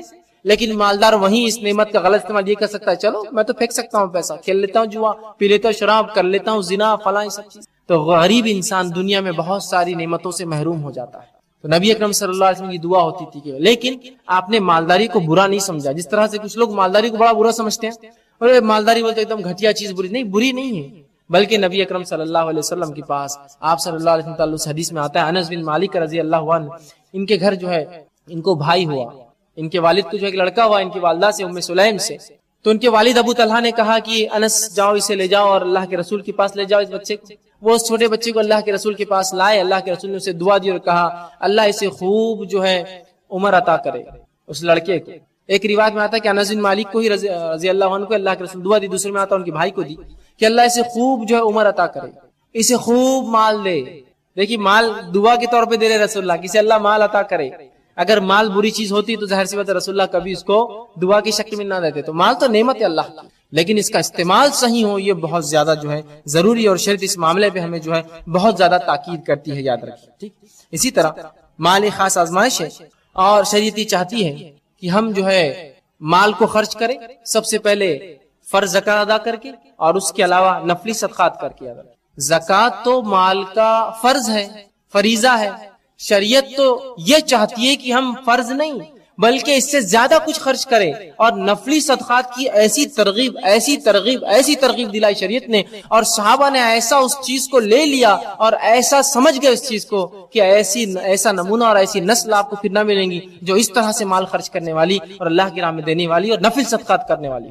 تو شریعت صرف یہ نہیں چاہتی کہ ہم زکات دیں، شریعت تو یہ چاہتی ہے زکات سے بڑھ کر ہم کچھ دیں، نفلی صدقات دیں۔ زکات تو نصاب کے مال پر 2.5% ہے، نفلی صدقات میں تو شریعت یہ چاہتی ہے 1/3 خرچ کیا کرو، 1/3 تمہارا ٹوٹل جتنا کماتے ہو اللہ کی راہ میں خرچ کرو، 1/3 33%۔ لیکن فرض تو 2.5% کیا ہے، 1/3 خرچ کرنا شریعت چاہتی ہے خرچ کرو تم یہ چیز۔ اور نفلی صدقات کے بہرحال کیا فضائل آتے ہیں، ان کو نہ دینے کیا نقصان ہوتا ہے، آئیے ایک واقعہ سنیے۔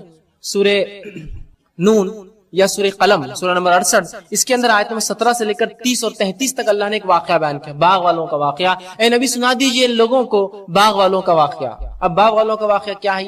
واقعہ کی تفصیل حدیث میں یوں آتی ہے کہ کچھ ایک شخص تھا جس کا ایک باغ تھا، بہت لہلہاتا ہوا، بہت اس میں اناج اگتا اور بہت سارے میوے لگتے۔ جو ہی یہ شخص اس میوے کو کاٹتا اس میں سے جو ہے غریبوں کو صدقات کرتا، اور یہ اتنا مشہور تھا کہ جب یہ اپنے مال جب اس کے فصل آتی کاٹتا تو غریب آ کر انتظار کرتی کچھ ہمیں مل جائے گا، اور یہ ان غریبوں کو عطا کرتا۔ جب اس شخص کا انتقال ہو گیا تو اس کے بیٹوں نے ایک دوسرے سے کہا کہ ہمارا باپ عجیب بیوقوف آدمی تھا، काय کے لیے غریبوں کو دیتا تھا؟ یہ آگے کھڑے ہو جاتے تھے اور دے رہا ہے. ہم ایک کام کریں گے, اس سال سے جو فصل آئیں گی ان غریبوں کا پتا کٹ کر دیں گے, ان کو کچھ بھی نہیں دیں گے. دوسرے نے کہا ارے ہم اگر نہیں بھی دیں گے تو یہ آ کر کھڑے ہوتے نا, ہمارے باپ نے ان کو غلط عادت لگا دی تھی, یہ تو فصل آئی کہ بس کھڑے ہو جاتے.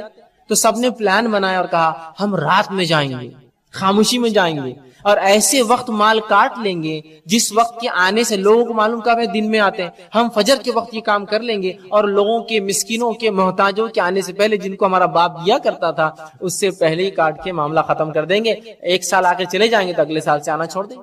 ان میں سے ایک بھائی نے کہا دیکھو یہ بات مجھے بڑی خطرناک لگ رہی, جو تم پلان کر رہے ہیں, جو چیز کر رہے ہیں, مجھے لگ رہا ہے کہ اس کا نقصان ہوگا, اس لیے کہ صدقات اور خیرات جو ہم دیتے تھے شاید یہی وجہ تھی ہمارے مال کی. کہا نہیں تم یہ ارادہ چھوڑ دو, خاموش رہو, چلو تم خالی. لیکن بہرحال اس نے انہیں روکا نہیں, خالی اظہار کیا غلط.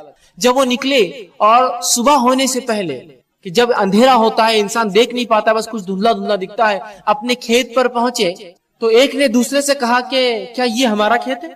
دوسرے نے کہا نہیں, لگتا ہے ہم راستہ بھٹک گئے. راستہ بھٹک گئے اس لیے کہ یہ ہمارا کھیت نہیں, اس لیے کہ اللہ رب العزت نے جب انہوں نے یہ بری نیت کی ان کے باپ کے مرنے کے بعد, ایک ہوا کا ایک آندھی بھیجی جس نے ان کے باغ کو راتوں رات برباد کر دیا, جبکہ صبح اس کے میوے نکلنے والے تھے, برباد, پورا باغ جل گیا. تو ایک نے دوسرے سے کہا نہیں یہ نہیں ہو سکتا ہمارا باغ.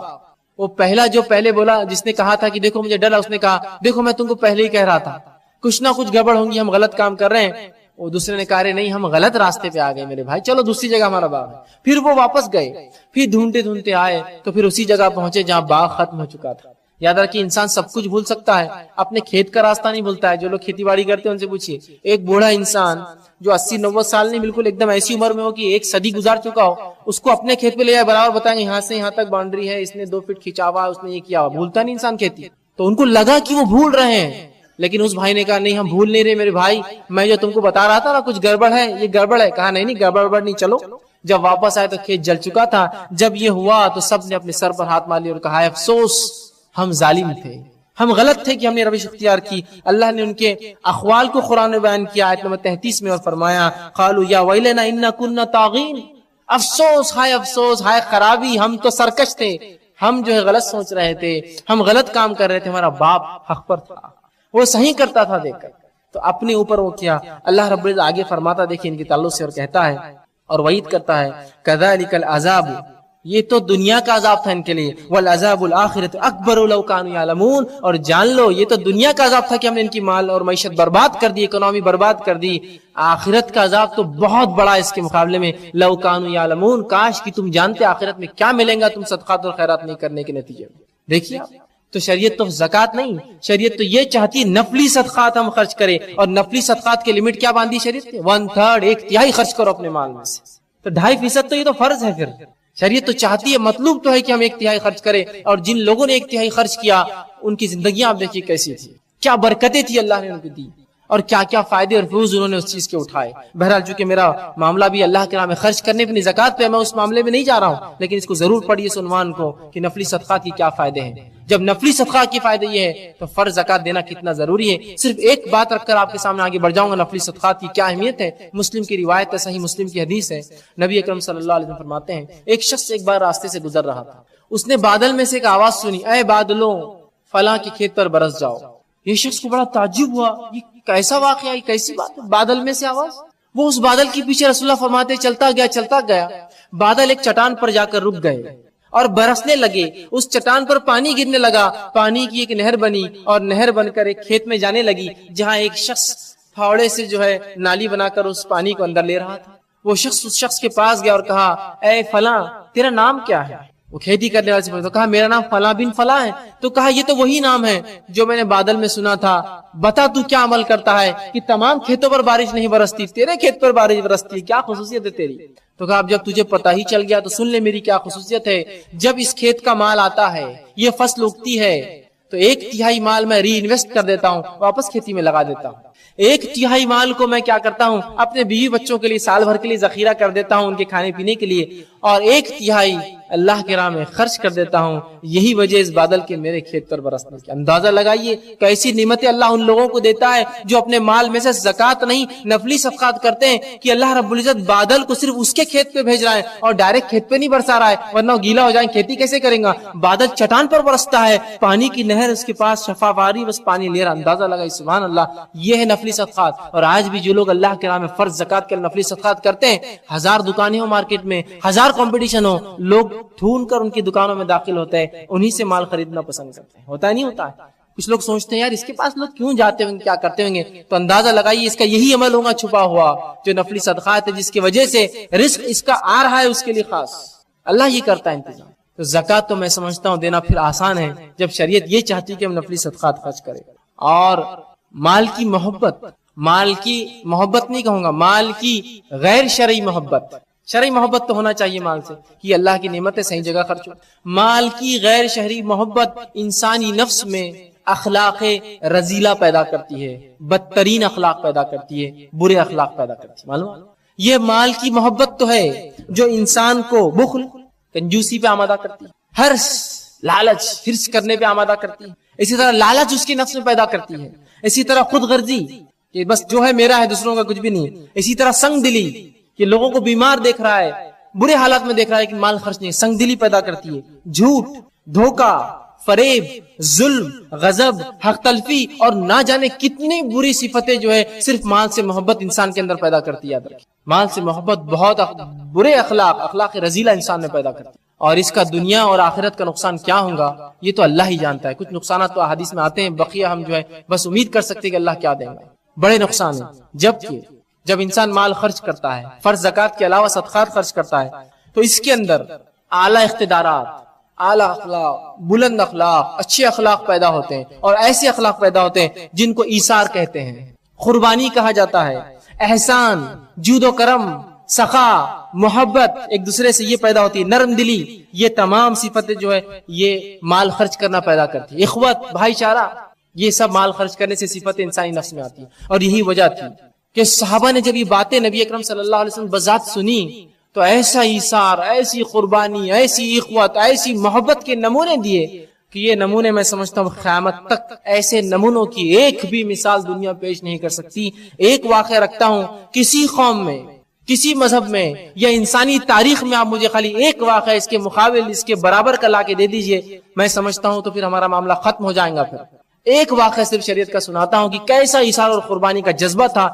جو مال خرچ کرنے سے ان کے نفوس، ان کی نفسوں میں پیدا ہوا۔ آئیے واقعہ سنیے، مشہور واقعہ جنگ یرمک کا واقعہ ہے کہ جنگ یرمک میں یہ ہوا کہ جب جنگ ختم ہوئی تو ایک شخص آیا جو پانی پلانے والا تھا، اور اس نے سوچا کچھ لوگوں کو پانی پلا دوں، اگر بچ گئے ہوں گے یا زخمی ہوں گے تو اٹھا لوں، اس لیے کہ بہت سے لوگ بے ہوش ہو جاتے ہیں، زخم کھا گر جاتے ہیں، لیکن بعد میں ہوش آتا ہے تو چیک کرنا پڑتا ہے جا کر کہ زندہ ہے کیا۔ تو اس شخص نے ارادہ کیا میں کسی کو پانی پلا دوں، وہ فوراً دوڑتا گیا، ایک شخص نے آواز دی کراہت، وہ فوراً گیا اور کہا پانی لے لو، اس کا آخری وقت تھا، مر جاتا تھا اس کے بعد۔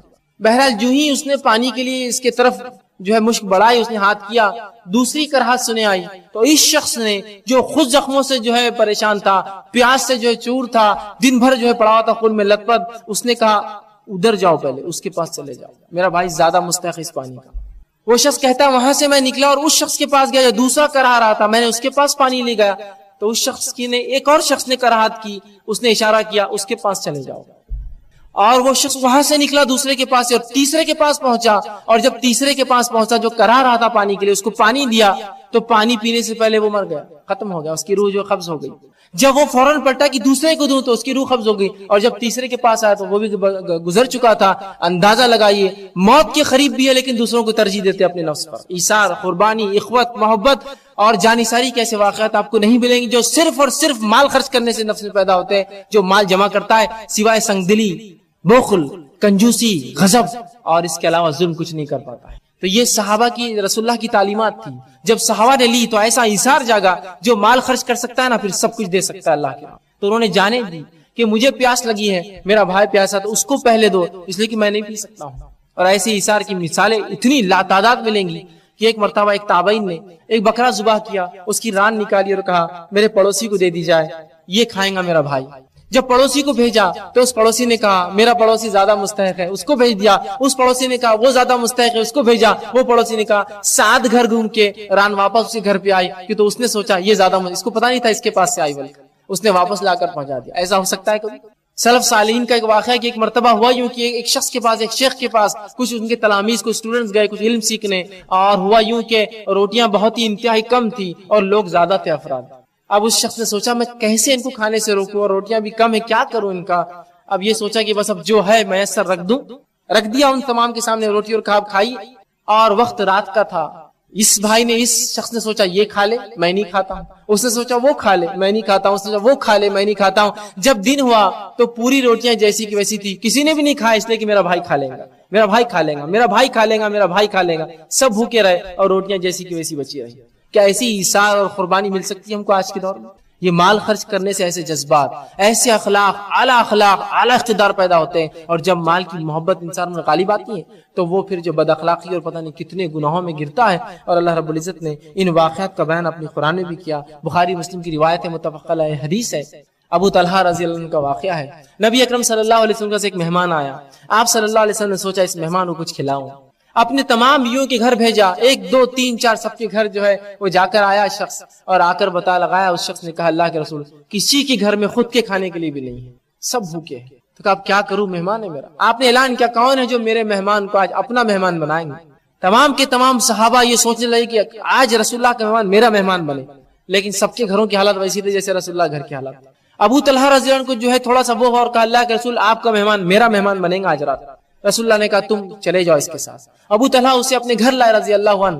جب گھر لا کر بیوی سے کہا کہ رسول اللہ صلی اللہ علیہ وسلم کا مہمان تھا، رسول اللہ نے کہا آج کون میرے مہمان کو اپنا مہمان بنائے گا؟ میرا دل گوارا نہ ہوا نہ کہوں، میں لے کر آ گیا، اب جو کچھ ہو لا دو۔ کہا کہ گھر میں کچھ بھی نہیں سوائے اس کے کہ بچوں کے کھانے کے لیے کچھ روٹی میں نے اٹھا کر رکھی ہے، اب چاہو تو کھلا دو، کیا کریں گے؟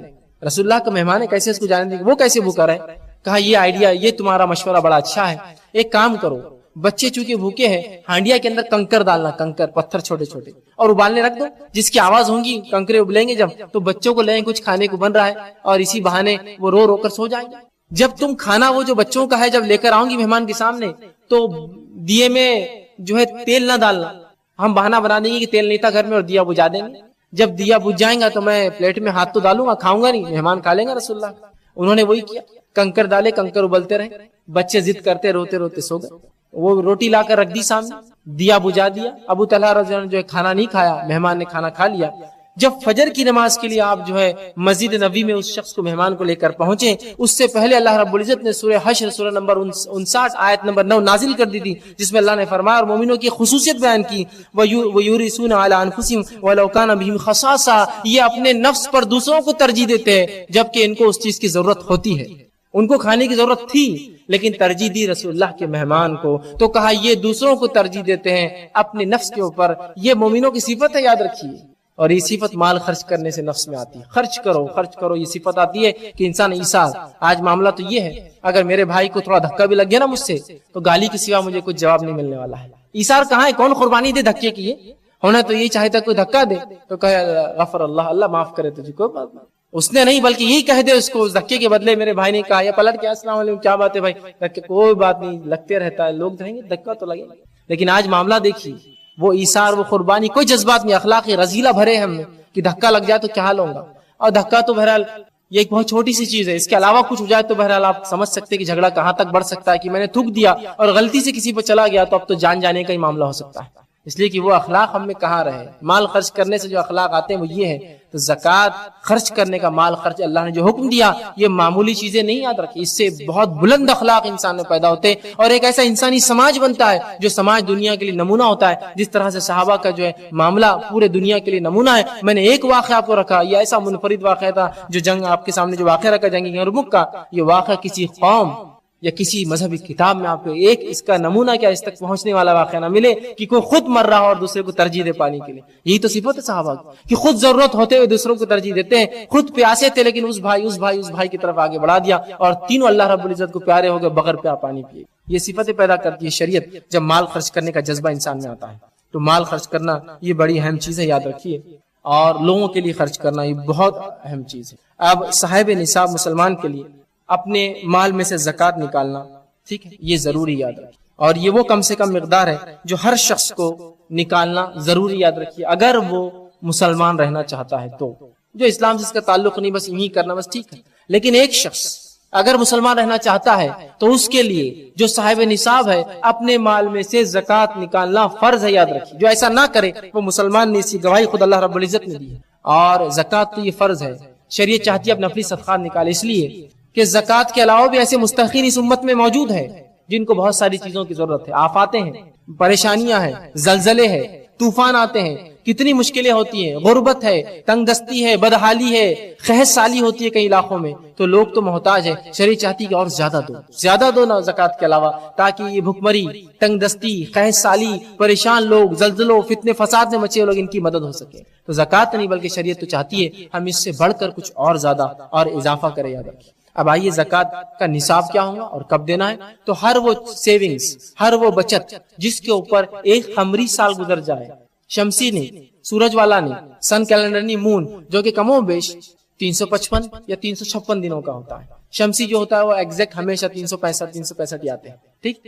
تو جو ہے قمری کیلنڈر کے اعتبار سے مطلب 355 دن جب میرے مال پر گزر جائے، جو کہ بچت تھا، سیو تھا، جمع پونجی تھی، جو ایکسٹرا تھا میرے مال سے، میرے اخراجات سے معاف کرنا، تو اس پر مجھے زکوٰۃ دینا ہے۔ تو پہلی چیز تو ہے کہ ایک قمری سال گزرنا اپنے مال پر جو سیونگز ہو، ٹھیک ہے۔ دوسرا، کتنی سیونگز ہو تو میں زکوٰۃ دوں، پھر نصاب کیا ہوگا؟ تو اس کا نصاب یاد رکھ لیجئے، اگر آپ کے پاس سونا ہے تو 85 گرام، میں گرام کا اصول بتاتا ہوں، وہ تولے والے میں نہیں جاتا ہوں، 85 گرام، اس لیے کہ نبی اکرم صلی اللہ علیہ وسلم کے دور کا ایک تولہ آج کے دور کا 11.33 کا ہوتا ہے، ٹھیک ہے۔ تو وہ 10 گرام کا نہیں، آج کا تولہ 10 گرام کا ہوتا ہے، نبی اکرم صلی اللہ علیہ وسلم کے زمانے کا ایک تولہ 11.33 کا ہوتا تھا۔ تو اس کے اعتبار سے 85 گرام سونا، تو آج کے اعتبار سے 8.5 تولہ، 85 گرام سونا یا اس سے زیادہ جس کے پاس ہو تو وہ پورے پہ زکوٰۃ دیں گے، یاد رکھیے۔ آپ یہ مت سمجھیے کہ پھر 85 گرام کے اوپر والے پہ دیں گے، پورے پہ پھر زکوٰۃ کے لائق ہوگا۔ اور چاندی کا نصاب یہ ہوگا کہ 595 گرام چاندی، وہ 52 تولہ 11.33 والا تولہ تھا، 52.5 تولہ، لیکن جدید کیلکولیشن کے اعتبار سے وہ ہوگا 595 گرام چاندی، ٹھیک۔ یہ اگر ہو یا اس سے زیادہ ہو تو اس پہ آپ کو زکوٰۃ دینا پڑے، یا کیش ہو اس کے برابر، کیونکہ کیش آج کل جو ہے سونے چاندی کے بالمقابل کرنسی الگ سے استعمال ہوتی ہے، تو آپ کے پاس کرنسی اگر اتنی ہے، اب آپ یہ پوچھ سکتے ہیں کہ کرنسی میں سونے کا نصاب لیا جائے یا چاندی کا، تو یاد رکھیے جو کم ہوگا اس کا نصاب لیا جائے گا، تو چاندی کا لیں گے، جو کہ 595 گرام چاندی آج کے اعتبار سے، اور بالخصوص جس دن میں آج بیان کر رہا ہوں آپ کے سامنے، آج کا ریٹ ہے 650 روپے، 41,650 روپے، جس کا آج ہے 700 روپے تولے کے حساب سے چاندی کا، تو اس کو دینا پڑیں گی زکوٰۃ اس مال کی۔ پھر چاہے یہ چاندی کی شکل میں ہو، چاہے 41,000 کیش اس کے پاس رکھا ہوا ہو، یا 41,000 کی لینڈ پرچیز ہو، 41,000 سے زیادہ کا سٹاک اس کے پاس رکھا ہو، 41,000 سے زیادہ کچھ جمع پونجی ہو، یہ تمام کے اوپر اب لاگو ہو جائیں گا آپ کے اوپر کہ ان تمام پہ ہم جو ہے یہ نصاب کو پہنچ گیا، اس پر ہم زکوٰۃ ادا کریں۔ اب 585 پہ 95 گرام سے کم چاندی تو کیا زکوٰۃ ہے؟ تو نصاب کو نہیں پہنچا، زکوٰۃ نہیں ہے۔ سونا ہے میرے پاس لیکن 80 گرام ہے، تو کیا زکوٰۃ کو پہنچا؟ نہیں، نصاب کو نہیں پہنچا، اس پر زکوٰۃ نہیں۔ یہی معاملہ غلے کا ہوگا، تھوڑا سا بہرحال اس کا معاملہ مختلف ہوگا کہ اموال تجارت کے اندر چاہے سٹاک ہو آپ کا، یا کمپنی آپ مینوفیکچر کی چیز آپ کے ہوتی ہے جو کہ بچی ہوئی رہتی ہے آپ کے پاس سال بھر، تو اتنے ایوریج سٹاک کا آپ کو جو زکوٰۃ دینا ہو، انکلوڈنگ پروفٹ، مطلب اس کو حساب ایسا لگانا 1 لاکھ کا میرے پاس سٹاک ہے اور اس پہ 50,000 پروفٹ، 1.5 لاکھ کی زکوٰۃ، اتنا مال سال بھر میری دکان میں ہوتا ہی ہے، کبھی آتا جاتا ہے، لیکن اتنا ایوریج سٹاک ہوتا ہے، اس پہ زکوٰۃ ہے۔ اسی طرح غلہ، اور آپ کے پاس غلہ ہے، مثال کے طور پہ اناج اگاتے ہیں آپ، کھیتی باڑی کرتے ہیں، تو 750 کلو یا اس سے زیادہ اناج آپ کے پاس اگر آتا ہے تو آپ کو اس پر زکوٰۃ نکالنی ہے، اور یہ زکوٰۃ تھوڑی مختلف ہے، کرنسی، سونے اور چاندی کی زکوٰۃ ہے جو کہ 2.5% ہے، لیکن جو غلے کی زکوٰۃ ہے وہ اگر قدرتی پانی سے غلہ ہوتا ہے، بارش آسمان سے برستی ہے اور اناج اگ جاتا ہے، تب آپ کو دینا ہے 10%، 10واں حصہ۔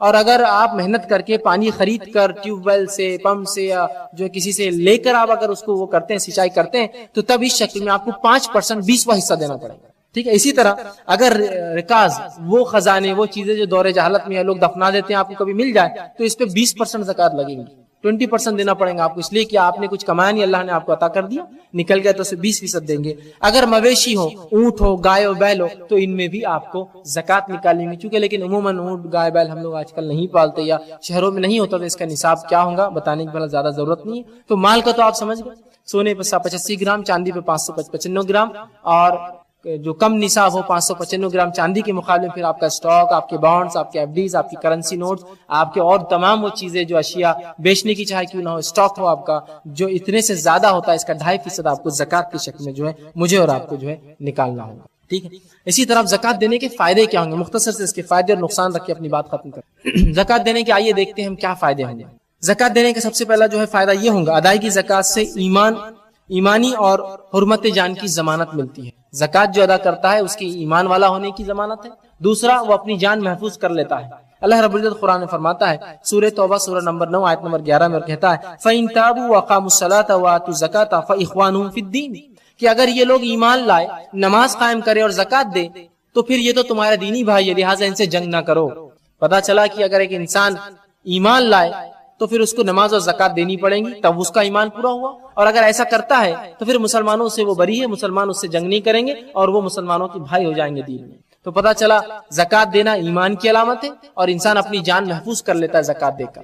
دوسرا زکوٰۃ دینے کا فائدہ یہ جس کے تعلق سے اللہ رب العزت فرماتا ہے زکوٰۃ دینے کا فائدہ ایک یہ ہوتا ہے، اللہ فرماتا ہے وَأَقِیمُوا الصَّلَاةَ وَآتُوا الزَّکَاةَ وَأَطِیعُوا الرَّسُولَ لَعَلَّکُمْ تُرْحَمُونَ، کہ زکوٰۃ عطا کرتے رہو، واقعی السلام معاف کرنا کہ نماز پڑھتے رہو، وَآتُوا الزَّکَاةَ زکات ادا کرتے رہو، وَأَطِیعُوا الرَّسُولَ اور رسول اللہ صلی اللہ علیہ وسلم کی اطاعت کرو، لعلکم ترحمون تاکہ تم پر رحم کیا جائے. تو زکات کا ادا کرنا یہ اللہ کے پاس وسیلہ بنتا ہے اللہ کے رحم کے لیے.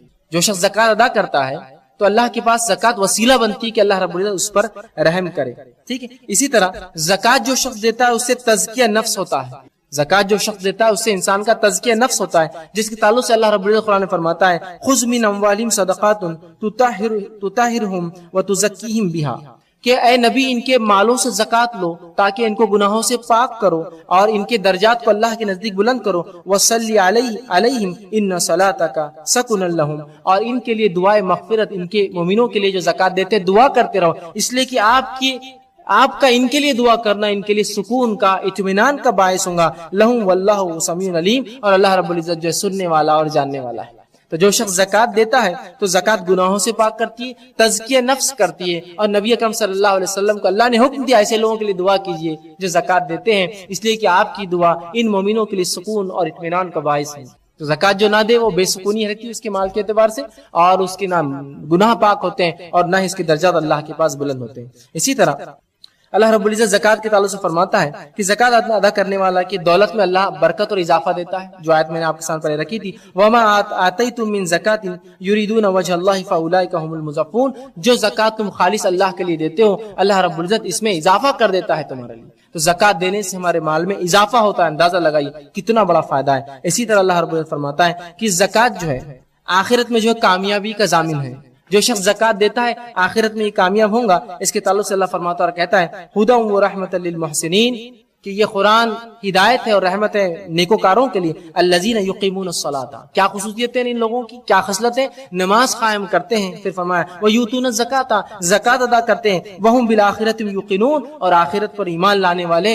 اولئک علی ھدی من ربہم واولئک هم المفلحون، یہی لوگ ہیں جو اللہ کے پاس کامیاب ہوں گے، اور یہی لوگ ہیں جو ہدایت یافتہ ہے، اور یہی لوگ اللہ کے پاس کامیاب ہونے والے. تو اس آیت میں اللہ رب العزت نے دیکھیے زکات دینے والوں کو، نماز قائم کرنے والوں کو آخرت کے اعتبار سے اولئک هم المفلحون کامیابی کی بشارت اور خوشخبری سنا. اب جو لوگ زکات نہ دے یا زکات دینے والے سے بہرحال زکات دینے والوں کے تعلق سے اللہ نے یہ بات بھی قرآن نے فرمائی کہ وہ لوگ سچے مومن ہیں. جس طرح سے سورہ توبہ کی آیت میں نے شروعات میں رکھی، اللہ نے فرمایا الذین یقیمون الصلاۃ ومما رزقناہم ينفقون اولئک هم المؤمنون حقا، حقیقت میں مومن تو وہ ہے جو نماز قائم کرتے ہیں اور زکات ادا کرتے ہیں، یہی حقیقت میں مومن ہے.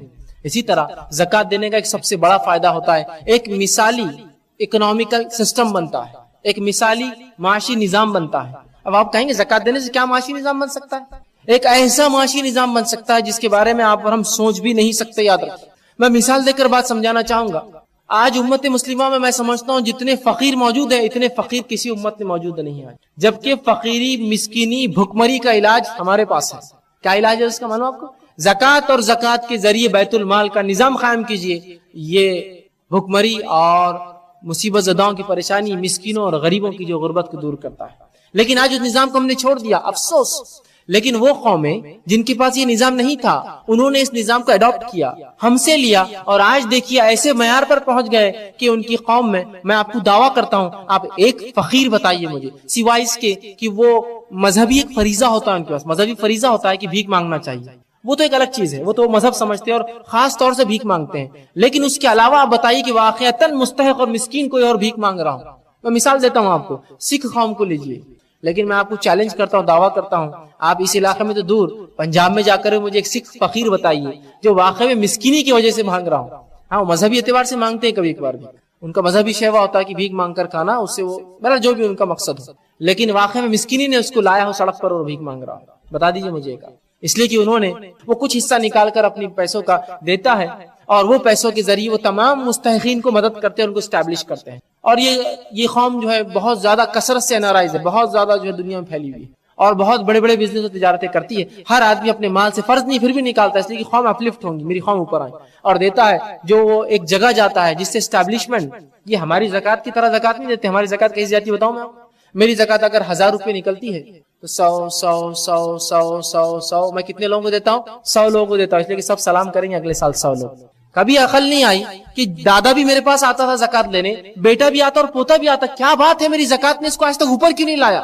اگر میں ایک لسٹ بناتا کہ بس 50 لوگ مانگنے والے، اس سال کی 10,000 کی زکوٰۃ ایک ہی آدمی کو اسٹیبلش کر کے دوں گا، ایک ٹھیلا، ایک گاڑی، ایک کوئی تو بھی چھوٹا سا اسٹیبلشمنٹ، ایک چھوٹا بزنس، کچھ کپڑے خرید کے دے تو جا کر گلی گلی بیچ، ایک ٹھیلا ڈال دیتا ہوں اس پہ جو اناج لے، کیلے بیچ یا اس طرح سبزیاں بیچ، کچھ بھی کر اسٹیبلش کر دیا، اگلا سال فہرست میں ان 50 لوگ بچے ہوئے، ایک نکل گیا ماشاءاللہ۔ اگلے سال کی زکوٰۃ کو اکٹھا کر کے وہ 10,000 جو ایک طاقت رکھتے ہیں پھر ایک کو دیا، اسٹیبلش کر دیا، بازو کر دیا، ہو سکتا ہے 2-4 سال بعد زکوٰۃ دینے والا بن جائے۔ یہ 100 روپے تو نسل در نسل آپ کو بھکاری بنائیں گے، کچھ نہیں کریں گے۔ بیت المال کا سسٹم، زکوٰۃ کو ایک جو ہے اس کا جس کو کہیں گے اس کو متحد کیجئے، اس کو جمع کیجئے، ایک پاور بن جاتی ہے۔ یہ 100 روپے پاور نہیں ہوتے، جب اکٹھا ہوں گے 10,000 کچھ کرنے کی طاقت رکھتے ہیں۔ بیت المال کا نظم، تو اگر یہ نظم قائم کرتے ہیں زکوٰۃ کا تو یہ تو چھوڑیے مسلم سماج، امت مسلمہ کا کیا فائدہ ہوگا۔ یہ چیز میں دعوے سے کہہ سکتا ہوں کہ دنیا میں کوئی انسان بھوک سے نہیں مرے گا، بھوک سے نہیں مرے گا کم از کم۔ آج دنیا میں ہزاروں انسان روز بھوک سے مرتے، معلوم آپ کو، اور یہ کوئی اور نہیں مرتا ہے، میرے اور آپ کے بھائی مرتے ہیں، لیکن کبھی ان کا خیال ہمیں آتا ہی نہیں، اس لیے کہ میڈیا اور نیوز نے جو بتایا اتنے لگتے ہیں ہم کو مصیبت زدہ مسلمان دنیا، باقی تو لگتے نہیں ہے نا۔ سنتے ہوں گے نا، افریقہ میں فلاں جگہ فلاں ہوا، کانگو میں یہ ہوا، یوگانڈا میں یہ ہوا، روانڈا میں فلاں ہوا، تنزانیہ کے حال یہ ہے، ظاہر اس طرح ہے، جبوتی یہ حال ہے، وہ آپ سنتے ہوں گے خبر۔ کبھی خیال آتا ہے یہ تمام مسلمان ممالک ہے اور ان میں بھوک سے مرنے والے میرے ہی بھائی ہیں، دکھنے میں وہ مجھ سے کالے ہیں لیکن میرے ہی بھائی ہیں، میرے بال ان کے بال سے مختلف ہے لیکن وہ میرے ہی بھائی ہے، ان کا اللہ وہی ہے اور ان کا نبی وہی ہے اور وہی دینی تعلیمات کو مانتے ہیں۔ کبھی خیال نہیں آتا، اور انہی غریبوں کو کون مدد کر رہا ہے؟ تو جو ہے WHO ورلڈ ہیلتھ آرگنائزیشن مدد کر رہی ہے، تو کبھی امریکہ اپنی زکوٰۃ صدقات ان کو خیرات بھیج رہا ہے، تو کبھی فلاں میں خیال آیا، کبھی یہ میرے ہی بھائی ہے، بھائی ہمارے ہی بھائی ہے۔ تو کوئی انسان، میں چیلنج سے کہہ رہا ہوں، کوئی مسلم نہیں، کوئی انسان بھوک سے نہیں مرے گا اگر زکوٰۃ کا نظام صرف مسلمان اسٹیبلش کر دے اور قائم کر دے تو، اس لیے کہ اس کثرت سے زکوٰۃ نکلتی ہے مسلمانوں کی۔ بہرحال جتنے بھی دیتے ہیں اتنوں کا بتا رہا ہوں، جو نہیں دے رہے چھوڑ دیجیے ان کو، جو دے رہے ہیں اس کثرت سے نکلتی ہے اتنی زکوٰۃ، لیکن اس کو چینلائز نہیں کرتے ہیں، اس کو ایک طاقت نہیں بناتے ہیں، چلر ٹکڑوں میں بانٹ بانٹ کے ختم کر دیتے ہیں۔ ایسے کئی لوگ ہیں ماشاءاللہ جو اس بستی میں ہمارے اورنگ آباد میں رہتے ہیں جن کی زکوٰۃ 5-5 کروڑ سے اوپر نکلتی ہے، ایک فرد کی زکوٰۃ، اللہ برکت دے ان کے مال میں۔ لیکن اگر یہ زکوٰۃ کو چینلائز کر دیا جائے، 5 کروڑ میں مستحقین کے لیے ایک اسٹیبلشمنٹ ہم بنا دیں، ایک کارخانہ ڈال کے دیں گے جس میں سب زکوٰۃ کے مستحق لیں گے، اور جب زکوٰۃ کا مستحق اس کا مالک بن سکتا ہے، میں نہیں بن سکتا ہوں، لے کر ان کو دے دیا جائے، ایک اسٹیبلشمنٹ بن جائے گا، میں سمجھتا ہوں 1000 ورکر اس میں کام کر سکتے ہیں، 1000 لوگوں کی مسکینی آپ نے دور کر دی ایک جھٹکے۔ لیکن ہمارا معاملہ یہ ہے کہ وہی معاملہ ہے 1000 اور 2000 اور 100 اور 200 اور 50 اور 100 کے ٹکڑے ہو کر ہو جاتی ہے زکوٰۃ۔ اس کو بیت المال کے نظم میں لائیے، اس کو ایک تقویت دیجیے، اس کو جمع کیجیے۔ اور بیت المال کا نظم اب قومی طور پہ نہیں ہے تو سماجی طور پہ بنائیے نا، ایک گھر کے افراد چچیرے تیرے بھائی مل کر یہ طے کرے ہماری زکوٰۃ ایک جگہ جمع ہوں گی، اور ایک مستحق کو مدد کر کے اسٹیبلش اس کی زندگی، انشاءاللہ اس کا مسئلہ حل کر دیں گے، اس کو زکوٰۃ اس کے جو ہے قرض کا بوجھ اتار دیں گے، ایک گاڑی ہتھ گاڑی رکشہ لوڈنگ رکشہ لے کر دے دیں گے کہ چلاتا رہے، اپنی زندگی گزار اور کما، اگلے سال پھر تجھے آنے کی میرے پاس ضرورت نہیں ہے۔ بہرحال تو ایک احساس، ایک معاشی نظام بنتا ہے جب زکوٰۃ ادا کرتے ہیں، جو نظام یاد رکھیے ایک مثال ہوگا دنیا کے۔ تو یہ بہرحال زکوٰۃ دینے کے فائدے ہیں، آئیے بس اس کے نقصانات سن لیں۔ زکوٰۃ نہ دینے والے کا کیا ہوگا؟ چونکہ ایک فریضہ ہے، اللہ رب العزت طبرانی کی روایت ہے، نبی اکرم صلی اللہ علیہ وسلم فرماتے ہیں، آپ نے کہا اور فرمایا کہ زکوٰۃ ادا کرنے والوں کا مال و دولت تباہ و برباد ہو جاتا ہے، کہ اللہ رب العزت جو لوگ زکات ادا نہیں کرتے ان کا مال و دولت تباہ اور برباد کر دیتا ہے. یاد رکھیے جو لوگ زکات نہیں دیتے ان کا مال تباہ اور برباد ہو جاتا ہے. دوسرا طبرانی کی روایت میں آپ صلی اللہ علیہ وسلم فرماتے، سنیے اس بات کو غور سے، زکات جس جگہ نہیں دی جاتی، آپ فرماتے زکات جب ادا نہیں کی جاتی تو ایسے لوگوں پر اللہ رب العزت قحط سالی لاتا ہے. قحط سالی سمجھتے ہیں؟ اناج کی کمی، بارش نہیں ہوتی ہے، اگتا ہے تو برباد ہو جاتا ہے. قحط سالی لاتا ہے، موسم اپنے تغیر پہ ہو جاتے ہیں، فصل جب چاہیے تو بارش نہیں ہوتی ہے، جب بارش نہیں چاہیے تو جب بارش برستی ہے اور فصل برباد کرتی ہے. تو قحط سالی اللہ لاتا ہے ایسی قوم پر جو زکات نہیں دیتی. اسی طرح اللہ رب العزت زکات نہ دینے والوں کے تعلق سے وعید کرتا ہے. سورہ فصیلت سورہ نمبر 41 آیت نمبر 6 اور 7 میں فرماتا اور کہتا ہے وَوَيْلٌ لِّلْمُشْرِكِينَ الَّذِينَ لَا يُؤْتُونَ الزَّكَاةَ وَهُمْ بِالْآخِرَةِ هُمْ كَافِرُونَ. اب اندازہ لگائیے آیت کس طرح سے سنیے. وَوَيْلٌ لِّلْمُشْرِكِينَ، لعنت ہو ان مشرکوں پر، اللہ فرما رہا ہے یہ ملعون ہے یہ مشرک، لعنت ہو ان پر. الَّذِينَ لَا يُؤْتُونَ الزَّكَاةَ، یہ زکات نہیں دیتے، وَهُمْ بِالْآخِرَةِ لَا يُؤْمِنُونَ، اور آخرت پر ایمان نہیں رکھتے. مطلب زکات نہ دینے والا مشرک ہے، اس لیے کہ مشرکین ہی زکات نہیں دیتے اور آخرت پر ایمان نہیں لاتے. دیکھیے الفاظ اللہ کی، وَوَيْلٌ لِّلْمُشْرِكِينَ کہ مشرکین پہ لعنت ہے، الَّذِينَ کہ وہ الَّذِينَ لَا يُؤْتُونَ الزَّكَاةَ، زکات نہیں ادا کرتے، وَهُمْ بِالْآخِرَةِ لَا يُؤْمِنُونَ اور آخرت پر بھی ایمان نہیں لاتے. لعنت ایسے مشرکوں پر. تو گویا زکات نہ دینے والا مشرک بھی ہے.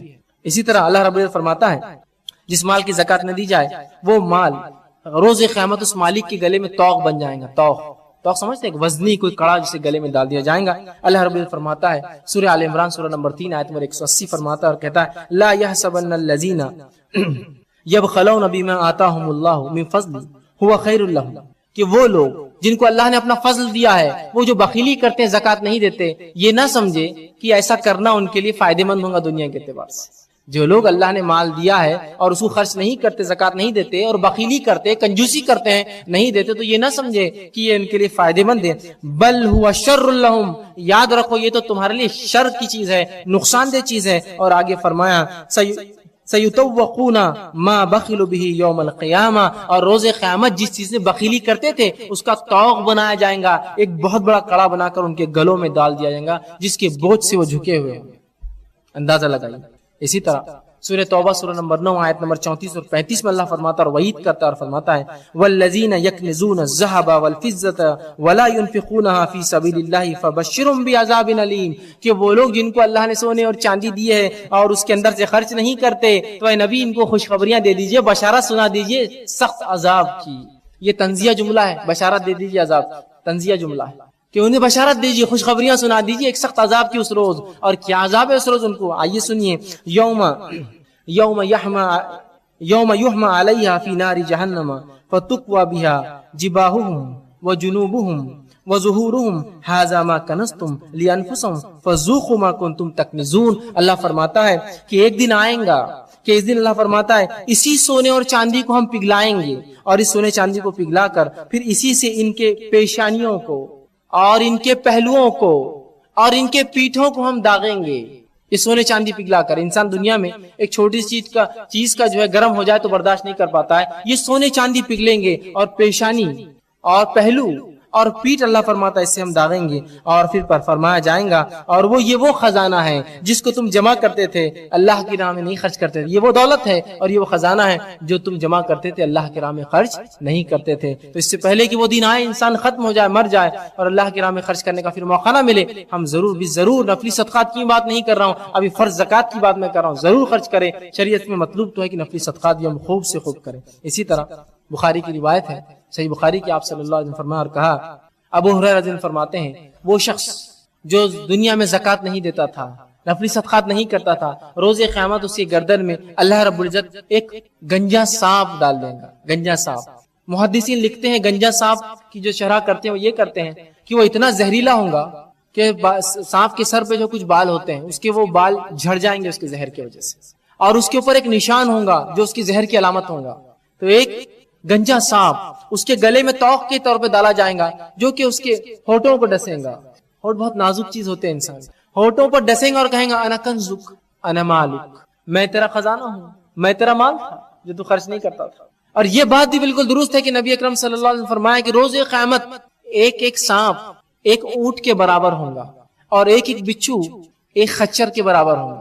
روز قیامت جہنم کے سانپ اور بچھو کی سائز اتنے بڑے ہوتے ہیں، ایک سانپ ایک اونٹ کے برابر اور ایک بچھو ایک خچر کے برابر. تو ایسا ایک سانپ اس کے گلے میں ہوگا جو اس کے ہونٹوں کو ڈسیں گا اور کہیں گا نا کنزک انا مالک، میں تیرا خزانہ ہوں جو تو خرچ نہیں کرتا تھا، میں تیرا مال ہوں جو تو جمع کر کے رکھتا تھا۔ اندازہ لگے کیا شدید عذاب ہے۔ شروعات میں نے آپ کے سامنے ایک حدیث بھی تلاوت کی، نبی اکرم صلی اللہ علیہ وسلم اس کے تعلق سے فرمایا اور کہا، حدیث میں الفاظ ہے کہ وہ شخص مانے زکات جو زکات ادا نہیں کرتا، جامع ترمذی کی روایت ہے، جو شخص زکات ادا نہیں کرتا اس کا ٹھکانہ جہنم کی آگ ہے، جو شخص زکات ادا نہیں کرتا اس کا ٹھکانہ جہنم کی آگ ہے، آپ صلی اللہ علیہ وسلم فرمایا۔ اسی طرح زکات نہ دینے کی یاد رکھیے بہت سارے نقصانات ہیں، کچھ میں نے گنانے کی کوشش کی، ویسے بہت زیادہ ہے۔ دنیا میں نقصان ایک یہ بھی ہو سکتا ہے، ابوبکر صدیق رضی اللہ عنہ کے دور میں کچھ لوگوں نے زکات کا انکار کیا، ابوبکر صدیق رضی اللہ عنہ نے جو ہے ان سے جنگ کا اعلان کیا اور تمام صحابہ اس پر متفق تھے، تو یہ بات بھی طے ہوئی جو زکات نہیں دیتا، شرعی اگر حکومت ہو تو ان کے خلاف قتال بھی جائز ہے، ان کو قتل کرنا جائز ہے۔ اور ابوبکر صدیق رضی اللہ عنہ ایسے قبائل سے جنگیں لڑی اور ان کو قتل بھی کیا، معلوم ہے؟ جو مسلمان تو کہتے تھے، رسول اللہ کے انتقال کے بعد کہا کہ ہم زکات نہیں دیں گے، باقی سب نماز وہاں چلتے رہیں گے۔ ابوبکر صدیق نے کہا جیسی نماز ہے ویسی زکات، اور حضرت عمر نے جب کہا کہ اے ابوبکر صدیق یہ تو مسلمان ہے، تو کہا نہیں، اگر اللہ کے رسول صلی اللہ علیہ وسلم کے زمانے میں اگر یہ ایک جانور کے ساتھ ایک رسی بھی دیتے تھے اور اگر مجھے دینے سے انکار کریں گے تب بھی میں ان سے جو ہے جنگ کروں۔ اور بہرحال عمر ابن خطاب خاموش ہو گئے، کہا کہ اللہ نے ابوبکر کا دل کھول دیا سینہ، ہم خاموش تھے، تو تمام صحابہ کی خاموشی یہ اجماع ہو جاتی ہے کسی چیز پر، تو ایسے لوگوں سے جنگ بھی کی جا سکتی ہے، اندازہ لگائیے۔ تو یہ بڑی اہم چیز ہے۔ اب زکات کس کو دے، یہ بات اگر سمجھ میں آئے تو معاملہ انشاءاللہ عزیز بس آخری ختم ہو جائیں گا۔ اس کے لیے اصول یاد رکھیے، سورہ توبہ سورہ نمبر 9 آیت نمبر 60 پڑھ لیجئے، پورے آپ کو زکات کے مد مل جائیں گے۔ پھر بھی دہرا دیتا ہوں، اللہ فرماتا ہے انما الصدقات للفقراء والمساکین والعاملین علیہا والمؤلفۃ القلوب، کہ اللہ فرماتا ہے کہ جو صدقے ہیں، جو زکات ہے وہ کس کس کے لیے، انما الصدقات للفقراء فقیروں کے لیے، والمساکین اور مسکینوں کے لیے، والعاملین علیہ اور جو وہ لوگ جو جمع کرتے ہیں، اس کو سنبھالتے ہیں، بیت المال کا نظم قائم کرتے ہیں، وہ بھی اس میں سے لے سکتے ہیں چونکہ وہ اس سسٹم کو چلائیں گے۔ والعاملین، پھر آگے فرما وفی الرقاب، یعنی آگے فرما علینا والمؤلفۃ القلوب، ایسے لوگ جن کے دل اسلام کی طرف مائل ہے اور زکات دینے سے ہو سکتا ہے اسلام کی طرف نزدیک آ جائے، تو ایسے لوگوں کو بھی جو ہے زکات دی جا سکتی۔ وفی الرقاب والغارمین، اور ایسے لوگ جو غلام ہوں ان کو آزاد کرنے میں، یا جو مجبوراً جو ہے اٹھا کر جو ہے دین اسلام کی وجہ سے جو ہے جیلوں میں ڈال دیے گئے، زبردستی بھر دیے، ان کے لیے ہو سکتا ہے۔ پھر فرمایا اللہ وفی سبیل اللہ، اور اللہ کی راہ میں، جہاد میں اور دیگر کاموں میں، وابن السبیل، معاف کرنا، والغارمین والرقاب، اور وہ لوگ جو بوجھ تلے دبے ہوئے، ادھار جن کے اوپر ہے، بہت پریشان حال ہے، تنگ دست ہے، ان کو بھی دی جا سکتی ہے۔ اور پھر آگے فرماؤ وفی سبیل اللہ وابن السبیل، اور ایسے انسان کو جو مسافر ہو اور اپنا مال و دولت کھو چکا ہو، ایسے شخص کو بھی آپ زکات دے سکتے ہیں۔ تو یہ 8 مت تھے زکات کے جہاں آپ دے سکتے ہیں۔ پہلا مسکین، پھر معاف کرنا، پہلے فقیر، پھر اس کے بعد مسکین، اس کے بعد وہ لوگ جو اس کو جمع کرتے ہیں، وہ لوگ جن کے دل اسلام کی طرف راغب ہے، جس میں غیر مسلم بھی آ سکتے ہیں، یاد رکھیے، اور نو مسلم بھی ہو سکتے ہیں، ٹھیک ہے۔ اسی طرح